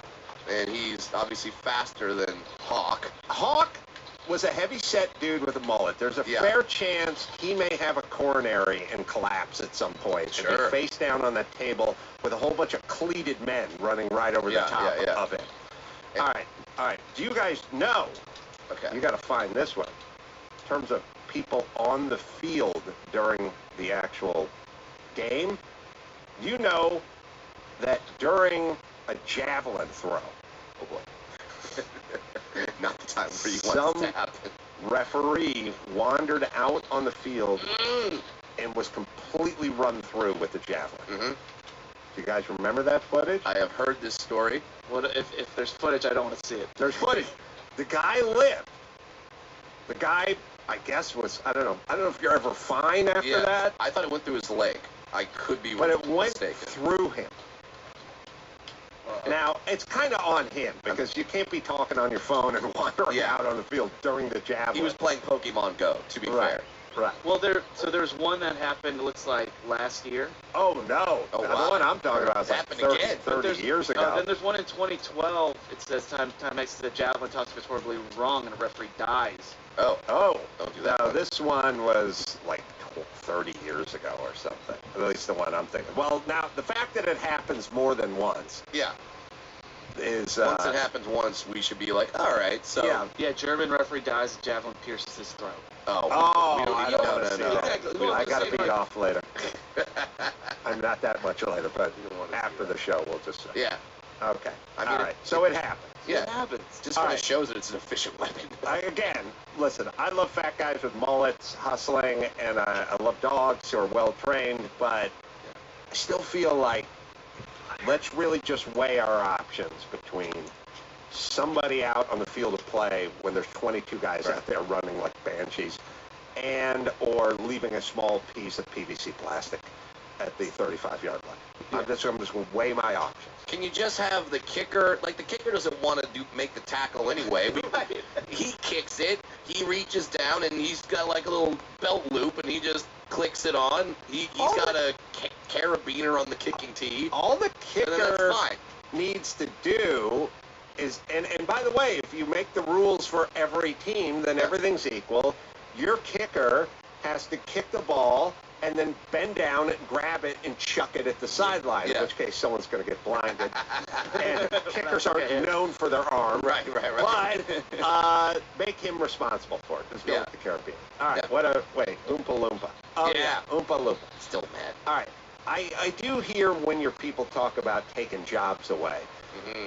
But you make a reboot of Willy Wonka every 47 years, and it's one role. Yeah. So I don't know how many people's lives that impacts in your community. Hey, it can't be hundreds. It may have affected mine. That's all I'm gonna say. Wow. It may have affected mine. And now, so it's like, who would it affect? Me. Now I'm pissed. And now I think I'm gonna go remake 9 Months. And I'm gonna remake it with an all-dwarf cast. Fuck you, Grant. You know, I don't want to twist the knife with a javelin, but also the 7 dwarves, not so dwarfy. I saw some pictures of this crew. Now it's this, one dwarf in there, and then one dwarf, and then a bunch of guys that are playing hacky sack in Portland. Yes, that's what it looks like. Yeah, and it's diverse, and there's women, and that's fine. And by the way, there are diverse dwarves. There are black dwarves and female dwarves. Strike 2. Do that. Do that. Because now I don't even know if they're being called the 7 dwarves. Obviously, because they're not. They're being called like Snow White and the 7 magical beings. And I imagine that 6 of them are just like they have magical powers, and the dwarf's power is that he's a dwarf. Like that's how he's magical. It was weird too because this picture leaked and then Disney goes, oh no, that's not from the movie, don't worry about it. And then a few hours later, oh, that is from the movie. So that photo. Yeah. Oh wait. That's the equivalent of your lady going, I found a used condom in the bedroom. There was no condom. Oh, not condom. Yeah, you know. Yeah. You know. And then from the movie. It's been a bad year. No. A lot of people compare this to like, if a guy's playing a gay guy, you should hire a gay guy, or a disabled guy, you should hire an actual disabled person. It's like, don't get me wrong, there's a line. I think there is a line because with Hugh Grant, now you have a team of CGI people who have to shrink him. Oh, so they're giving more jobs. What if we made those guys dwarfs? What if the CGI guys were dwarfs? All the CGI techs were dwarves. There you go. That's what you can for every dwarf that you don't hire on your Oompa Loompa show, or your Snow White and 7 Dwarves, or your elves, or your leprechauns, a member of the crew has to be a dwarf. That would work. There you go. That's a fair trade. It's a fair trade. They still get work. They're still in the industry. I feel like it can't be the guy who holds the boom mic, though. No. Too many people are going to crack their head walking. No, you're going to have, you're going to have the sound of balls jiggling. That's what you're going to have the entire movie if the dwarf holds the boom mic. We'll give him a job at Crafty. Yeah, Crafty. Yeah, Crafty. I mean, because then the dwarf gets to hand you a cookie. That's a good day for anybody if that happens. I swear to God, a quesadilla tastes better when it's handed to you by dwarf. Absolutely. And I know it sounds like more wives' tales, but fucking do the science. Do the science. On it. This is not some crow jumping a ride on an eagle. This is not the microwave. Give me brain cancer. I'm telling you, they've done studies. Quesadilla tastes better when it's presented by dwarf. That's one of my favorite guys and my favorite phrases. Just studies have shown. Yeah, studies. Studies have shown. There's been studies. Okay, can you tell me what studies? Yes, studies. All right. Yeah, that ceiling fan keeps the room nice and frosty cool when you're away at school. Studies have shown. Studies have shown. Who paid? Who paid for the study? Big fan, but that's right. Neither here nor there. Yeah. It's still a study. All right, what else you got? I've been wanting to do this all week. Let's break down this riverboat brawl. Let's go. So, here's the update. So, 3 Alabama men are facing misdemeanor assault charges after a group of white men attacked a black dock worker on Saturday during a brawl involving multiple people along the Montgomery riverfront. So let's just watch the video. It's awesome. So many angles. So there's so many angles. So the story is a riverboat tried to park or tried to dock, waited like 45 minutes to an hour because a pontoon boat wouldn't move. Pontoon boat had some white guys on it. So the black dock worker is asking them to move. So the riverboat parks there all the time. The riverboat has like 200-something people on it. Yeah. And people aren't really talking about this. Here. People aren't talking about it, but the alcohol's all about this, right? You don't get on a pontoon boat in Alabama. You don't get off of a pontoon boat without being lit, right? Sober. Yeah, alcohol and sun, and so I mean, look at these guys. So obviously things escalate, and one of the guys from the boat attacks the dock workers. And now the dock worker stops. He throws his hat in the air. Ceremoniously, Which, by the way, let's go. so that became a meme already. This is like a thing. Because he throws the hat in the air, and then he gets jumped. A guy in like salmon shorts does a flying knee kick, and now they're just pummeling. And now it's like on this eight guys on one security guard. Yeah. And now people are watching. People in the riverboat. And then here comes backup. Here comes rescue. So we have one guy coming over to break up the fight. Black up. Both actually, yeah. So he gets some black up. And then, but the big story here is in the bottom of your screen. Bottom right. Look at the bottom right of the screen. You see a guy swimming. He jumps off the boat to help. Now pause it. So this is a 16-year-old kid who works on the boat. His name's Aaron. He hasn't released his last name yet, but he did have a publicist, a PR releases a statement for him saying like, oh, look, I was just trying to do what I was taught to do. Nobody trains. You can't train to do this. Right. I know, it's a weird... we have a scenario where some rednecks might park a boat and then they get upset because Alabama didn't cover the spread. You got to go to the drink. He's being hailed as a hero, but anyway, so he swims, and he has been labeled many things by Black Twitter. Pause real quick. First off, it's a Black Aquaman. That was the original title, but now it has a Blackwoman. You can't just say Blackwoman. Well, they did Aquaman. That was on Black Twitter. That's pretty good. Yeah, Scuba Gooding Jr. was up there. Now we're talking. Stingray Hold on, you wrote that one. I'm sorry, Black community. That was punched up by Jeff Ross. I know you think one of the folks in your community. I have more. Stingray Leonard. Float Mayweather. Okay. Home Buoy. That's good. That's good. And Michael B. Phelps.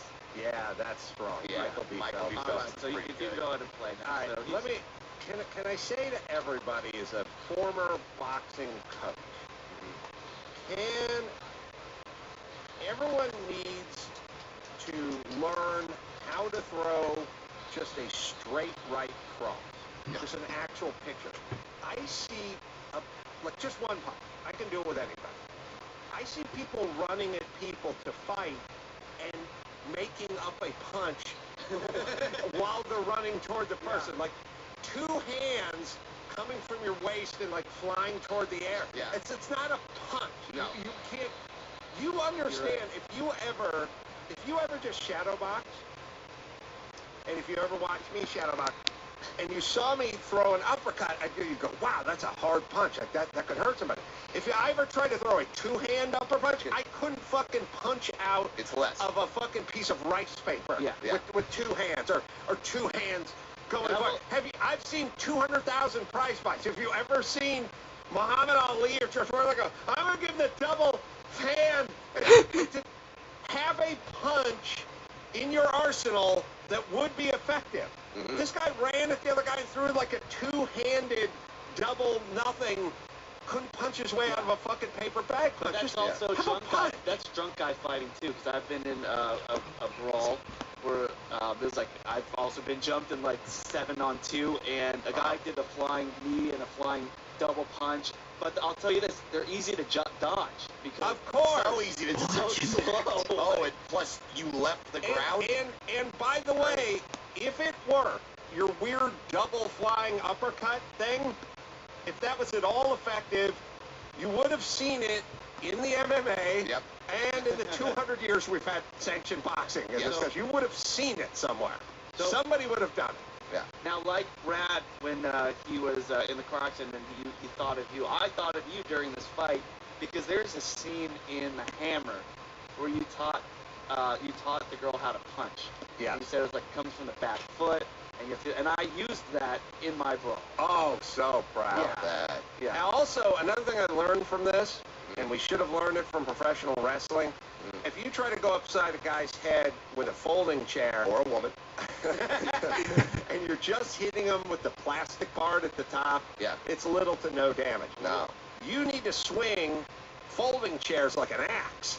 Turn them vertically, inside. Come down, you'll get a nice piece of metallic metal, it'll Yep. slice through the air and Yep. cause them, you want to fuck someone up with a folding chair, turn it sideways into it, don't turn it People flat. have watched too many WWE, and they're like, well, they hit him with chairs. Well, they hit him like that because the most surface area that hits you, the It less does impact no it damage. has. That's- Exactly. it's fake. That's why they do it that way.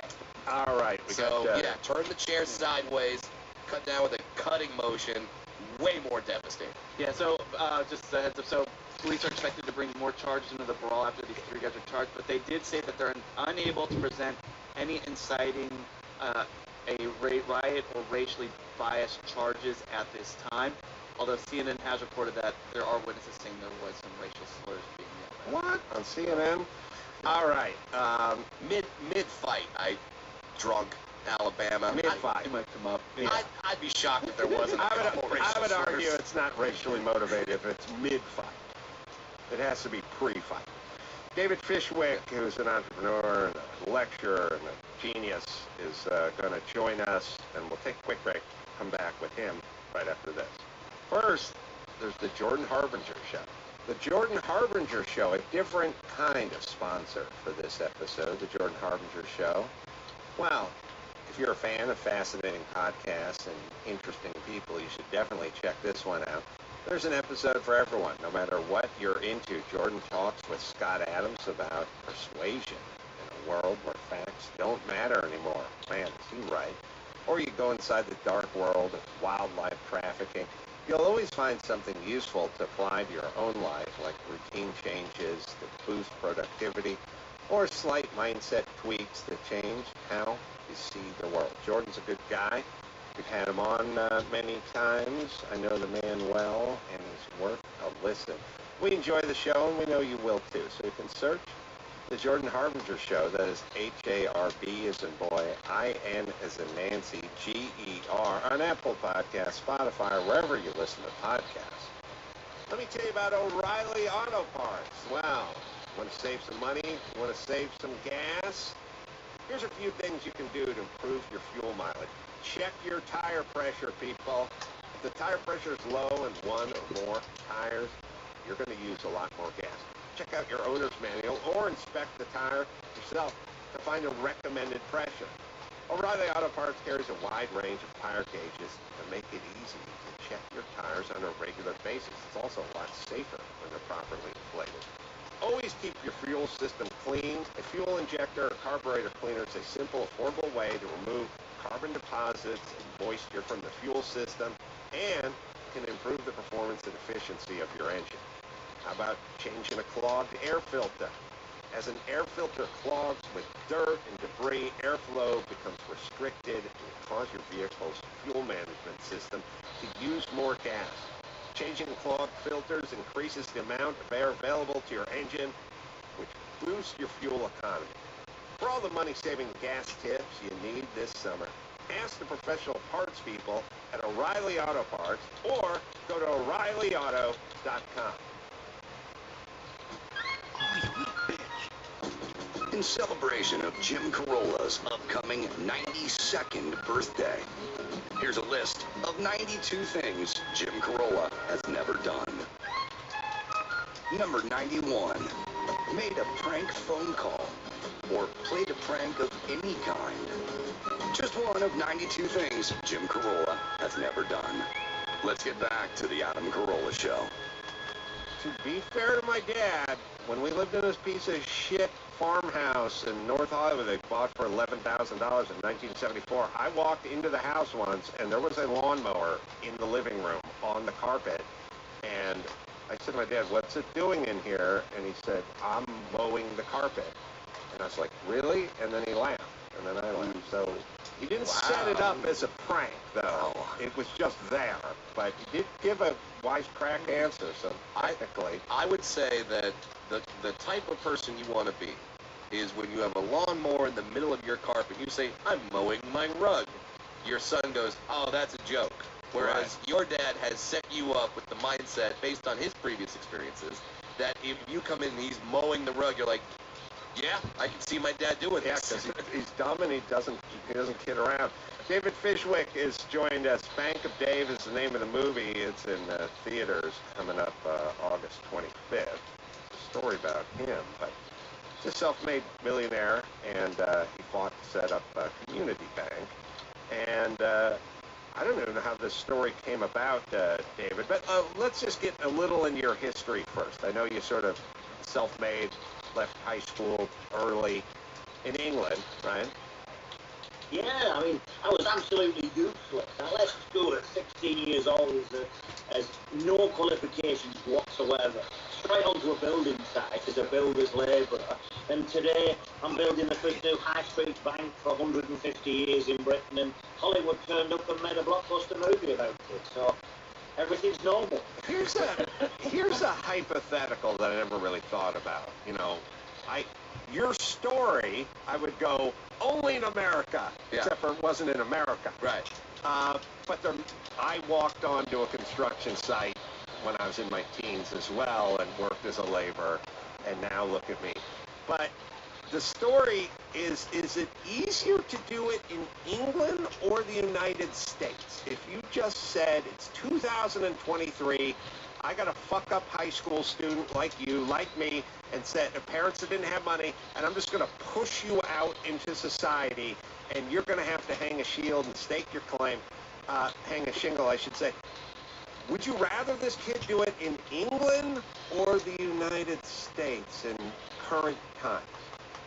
Look, I think it's difficult wherever you do it. I have a business in America. I love America. I have an investment company there, and I've had it there for a lot of years. I've visited there. I've visited all across the States. I'm a big lover of America.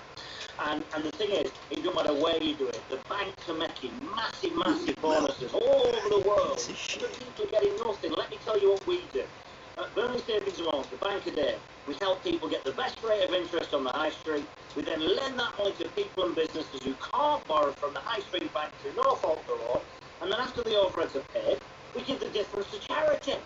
Wow. But everybody tries to stop you from doing it. You know, all these big banks and associations, they dislike me with a passion.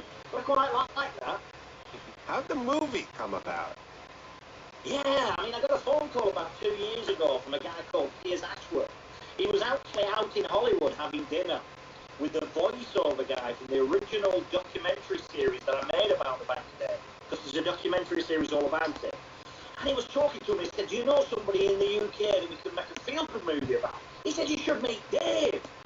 So he read me books, he watched some of my documentaries, and he gave me a call. He said, Dave, I want to make a movie about your life. And normally when they make a biopic about your life, normally you're dead. But I'm alive.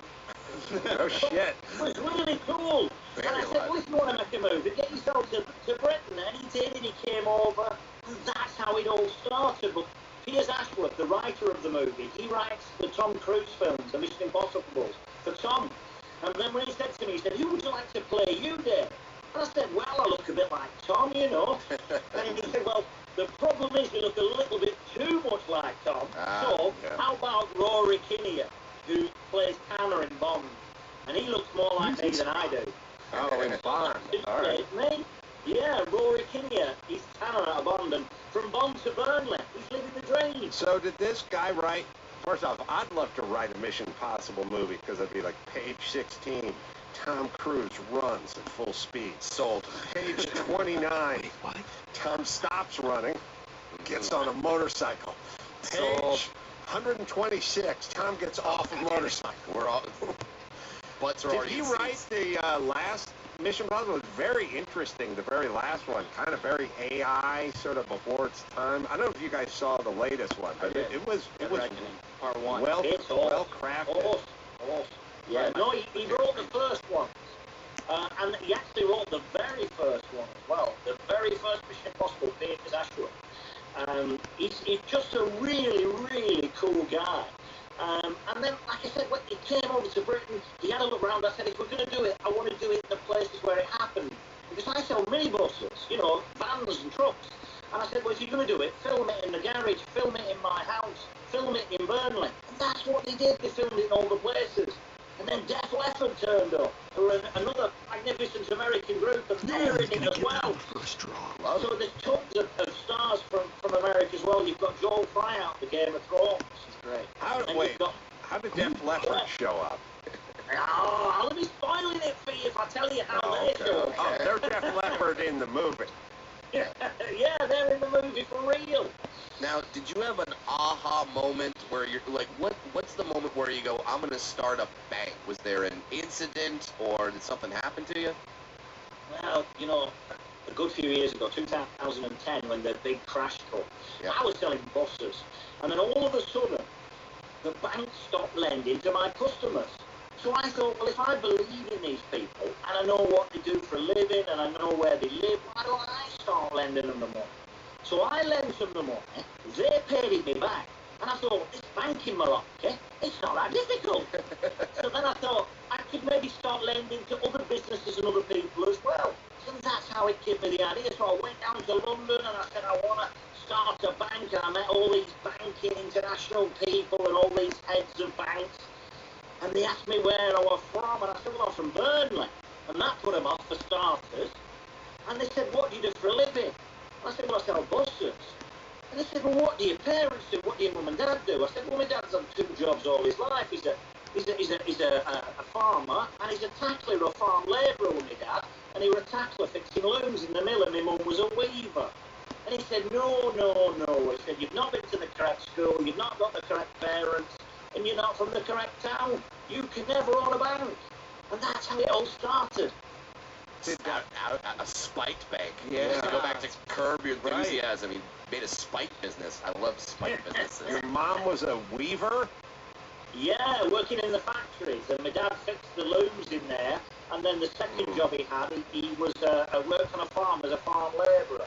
So he always had 2 jobs, always worked really hard. But the bankers down in London, they just said I didn't have the correct parents.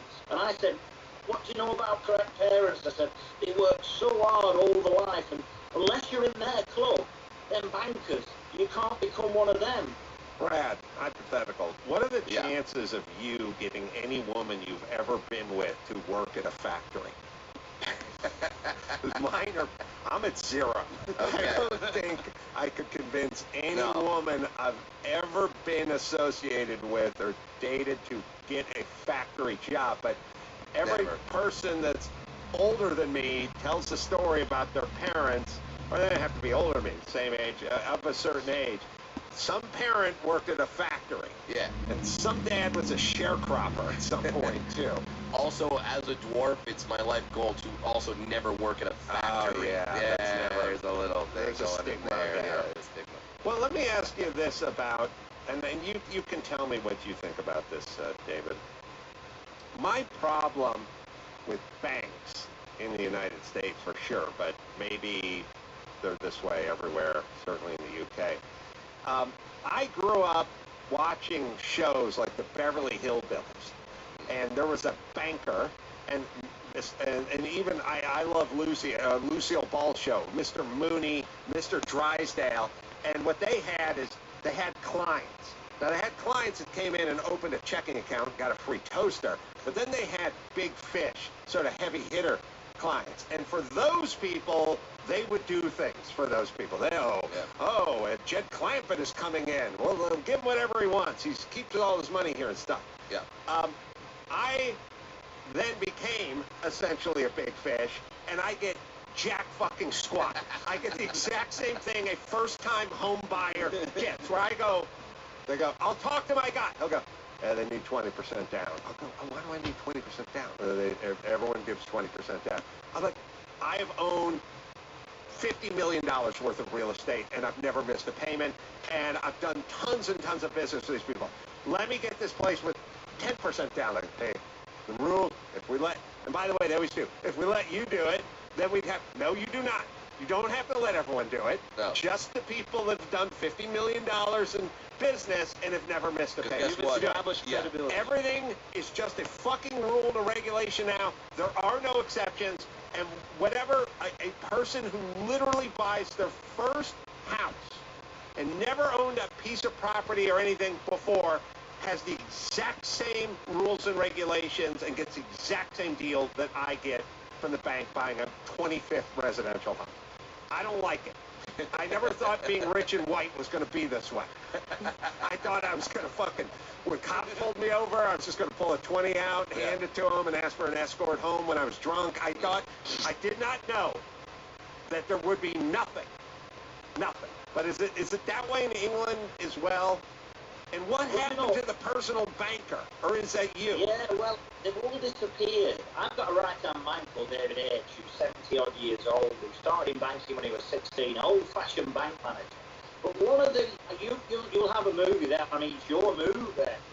It's a Wonderful Life. It's an American movie. The bank of there is very similar to that, but a modern-day version of it, and it's real. Everything we do is real.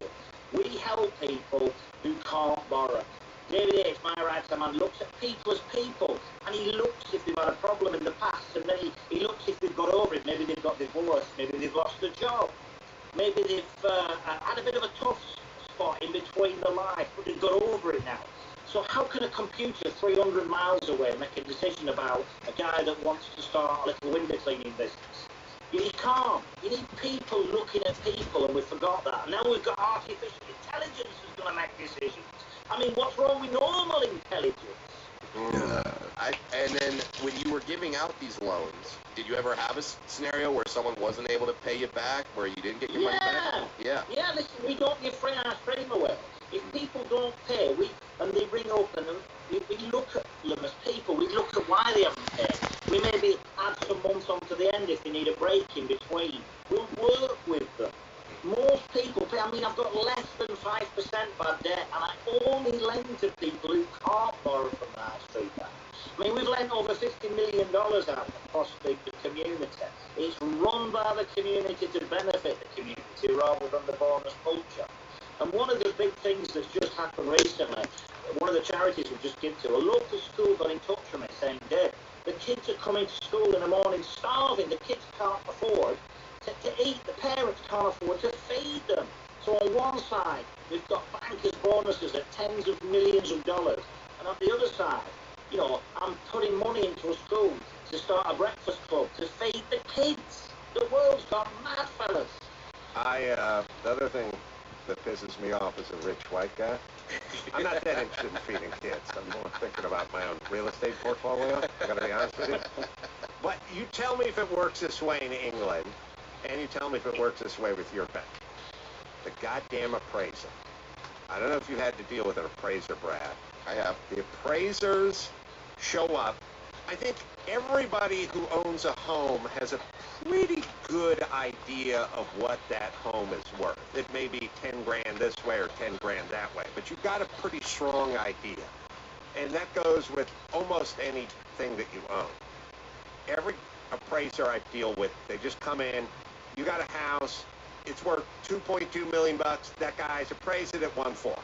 And then you go, it's not. I got an offer for $2 million 2 days ago. And they go, he's got it 1.4. And then I go, why is he having it at 1.4? And then they go, well, the appraiser's coming low because I want to protect the bank because of the loan. And I go, then why do we have appraisers? If you're going to come in, I don't care if it's appraising Dorothy's shoe from The Wizard of Oz. Sure. Or a vintage Ferrari, or your home, or your warehouse. Just be as accurate as you possibly can, and then we will move forward with this transaction.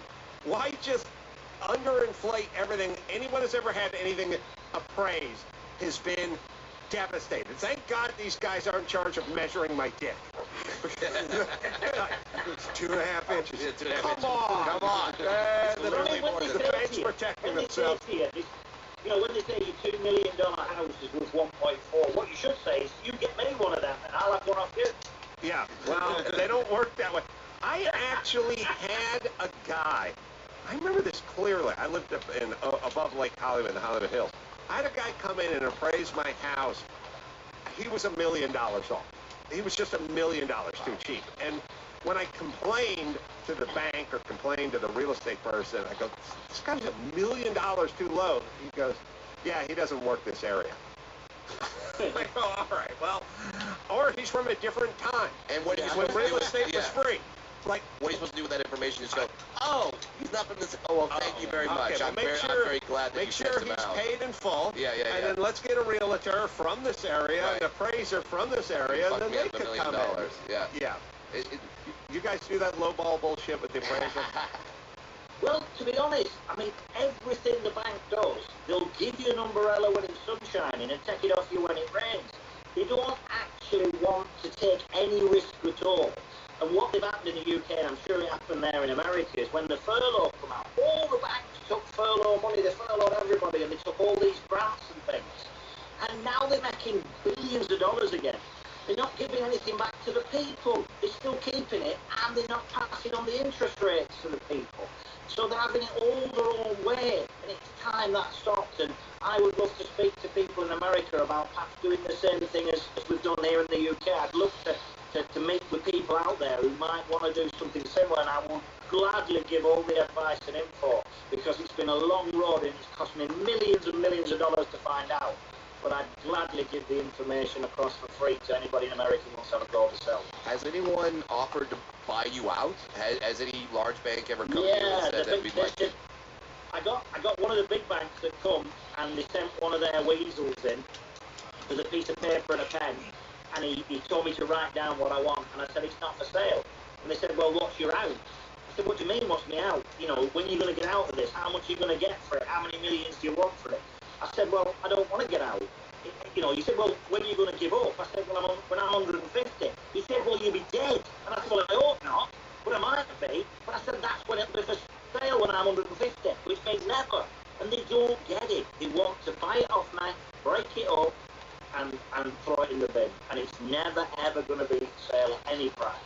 You know, it's just not for sale. I sort of feel sorry for that guy. One in with a pad and a pen. Oh, yeah. Bank of Dave, it's going to be in theaters, released initially. Is it getting a wide release? Is it boutique-y? Is it going to be VOD, as we call it? I don't know. They call it VOD in the UK? It's going to be in cinemas everywhere first. And then there's been, I mean, it hit #1 in the UK, it hit #1 in Australia, it hits #1 all over the place. I've just been out to Australia. America's probably my favourite place. If it was going to do #1 anywhere, I'd love it #1 in America. It would just be amazing. And it'll be giving 2 fingers in the eye of the banks there as well as here. Because people who rob banks go to prison, but banks who rob people get paid bonuses. And I'll tell you what, guys, that has to stop. 83% on Rotten Tomatoes right now, by the way. Heck yeah. Dave, so I read that you revealed that you're going to give away 99% of your fortune when you die because you don't want to, quote, burden your son and your daughter with your riches. What do you mean by burden? Listen, my children, one of them's a frontline police officer and the other one works with animals. And they both give back to society. And I say, look, you can do anything, but you can't do nothing. So I will help them do anything, but not nothing. I've got friends who will give tons of money to the kids, and it's really, really ruined them. Yeah. And my children don't see it that way, but I will help them do anything. My 2 grandchildren, I have 2 little boys who are 6 and 12, and I have 2 grandchildren, and I'll do the same. I'll help them do anything, but not nothing. And that's important, because most wealthy people, they climb up a tree, pull the ladder up, frightened of anybody knowing anything or anybody having anything. And I think you can spend time in life really, really improving other people's lives, and that's what we do at the Bank of Dave, and hopefully that's what we'll do with the kids. It's a really interesting mindset, and especially certain neighborhoods in this country. I may live in one of those. It's like a lot of talk about, well, what about the kids? What are we giving the kids?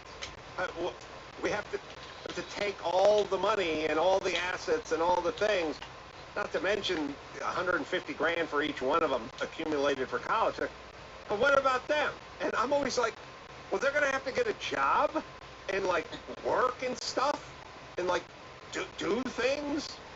What are you talking about? What about? Every parent has the kids. And what about the kids? First off, I wish anyone in my family had a fleeting thought about what about their kids. The notion is you become of age and then you leave the goddamn house and then you get a fucking job at some point, and that's how it works. But I got some good news, people. You actually learn things at a job, and sometimes struggling is good. You build up a little resistance and calluses and intestinal fortitude. It's good to have a little adversity, a little pushback, things to overcome. That's what we should be hoping for our kids. Not everything served up. Agree. Yeah, I totally agree. By burdening your children with not having to go to work for the next 10 generations of their Fishwicks. If they don't have to go to work, imagine what they're going to become. You know, they're not going to be able to give back to society. They're not going to be able to take part in society. Leave enough for them to do anything, but not too much to do nothing. I completely concur, and anybody you know, I mean, the greatest saying ever is the devil makes work for idle hands. Anybody you know that just has too much downtime, that really doesn't need to get up and go somewhere, when Monday morning rolls around, it just hangs out, just turns into the worst person ever immediately, and nothing benefits them. And even on a micro level, like even in my own life, when I've been in between things or just had too much downtime, immediately you pick up every bad habit in the world and you go from, you know, well-honed killing machine into sack of oatmeal in like 4 days of literally just nothing to do.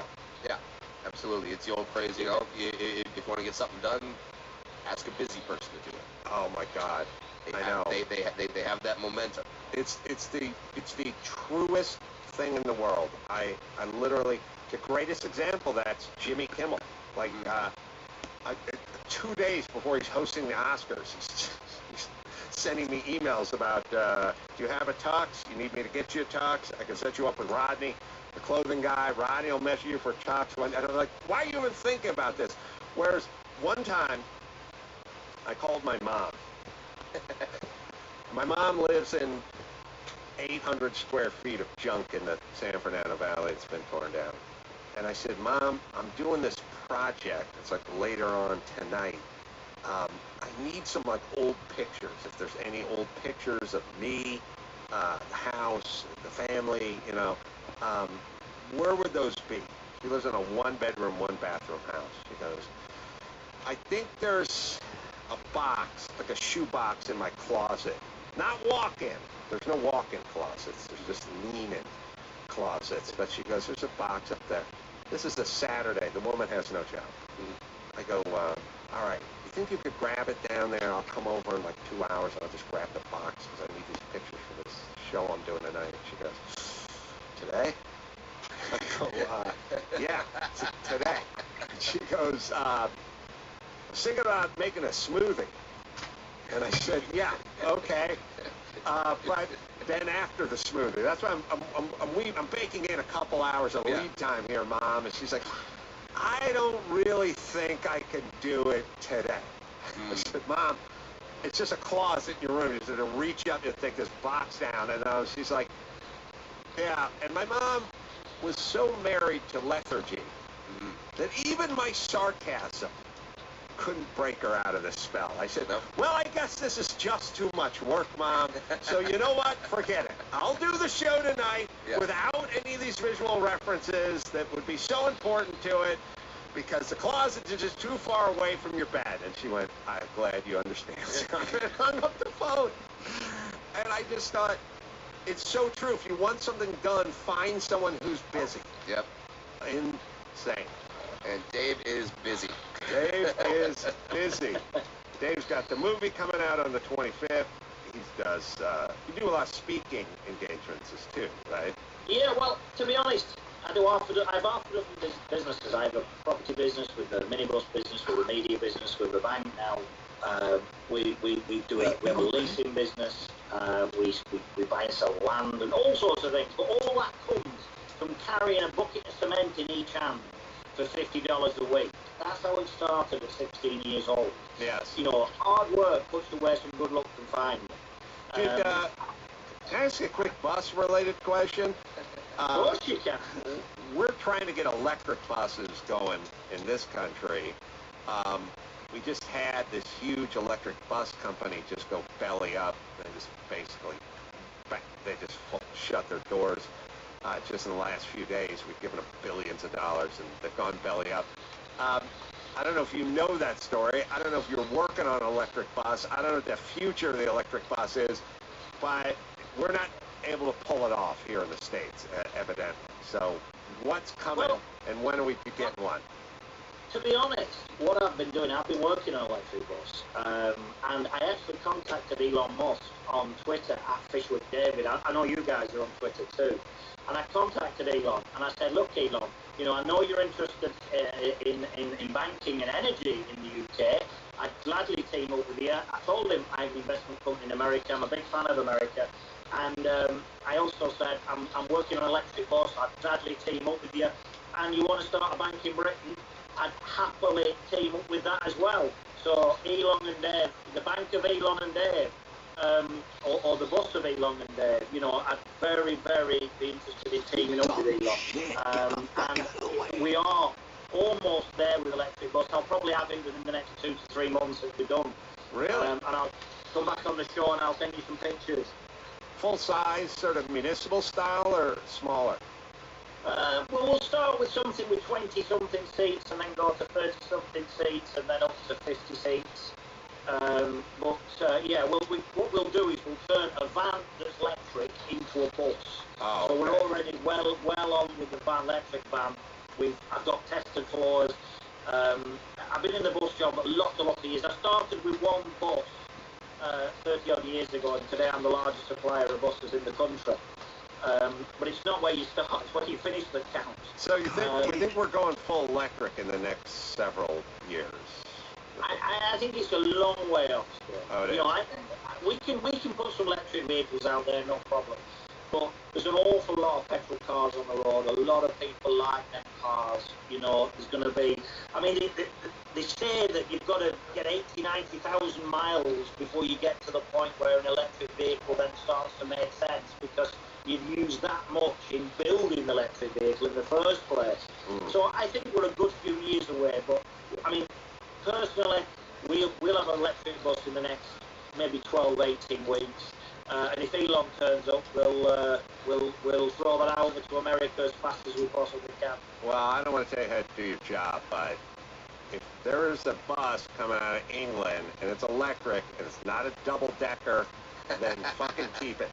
I want a double-decker electric bus. I don't want I don't want to see some Dodge van converted with a couple of lawn chairs in there. I want a full double-decker.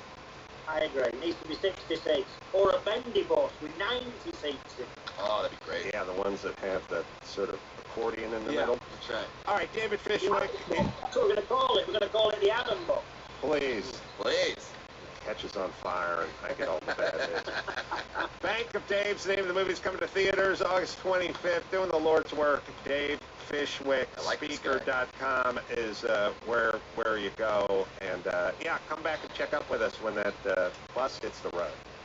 I'll come take you up, guys. Please. See you very soon. Thank you so much. Thanks, David.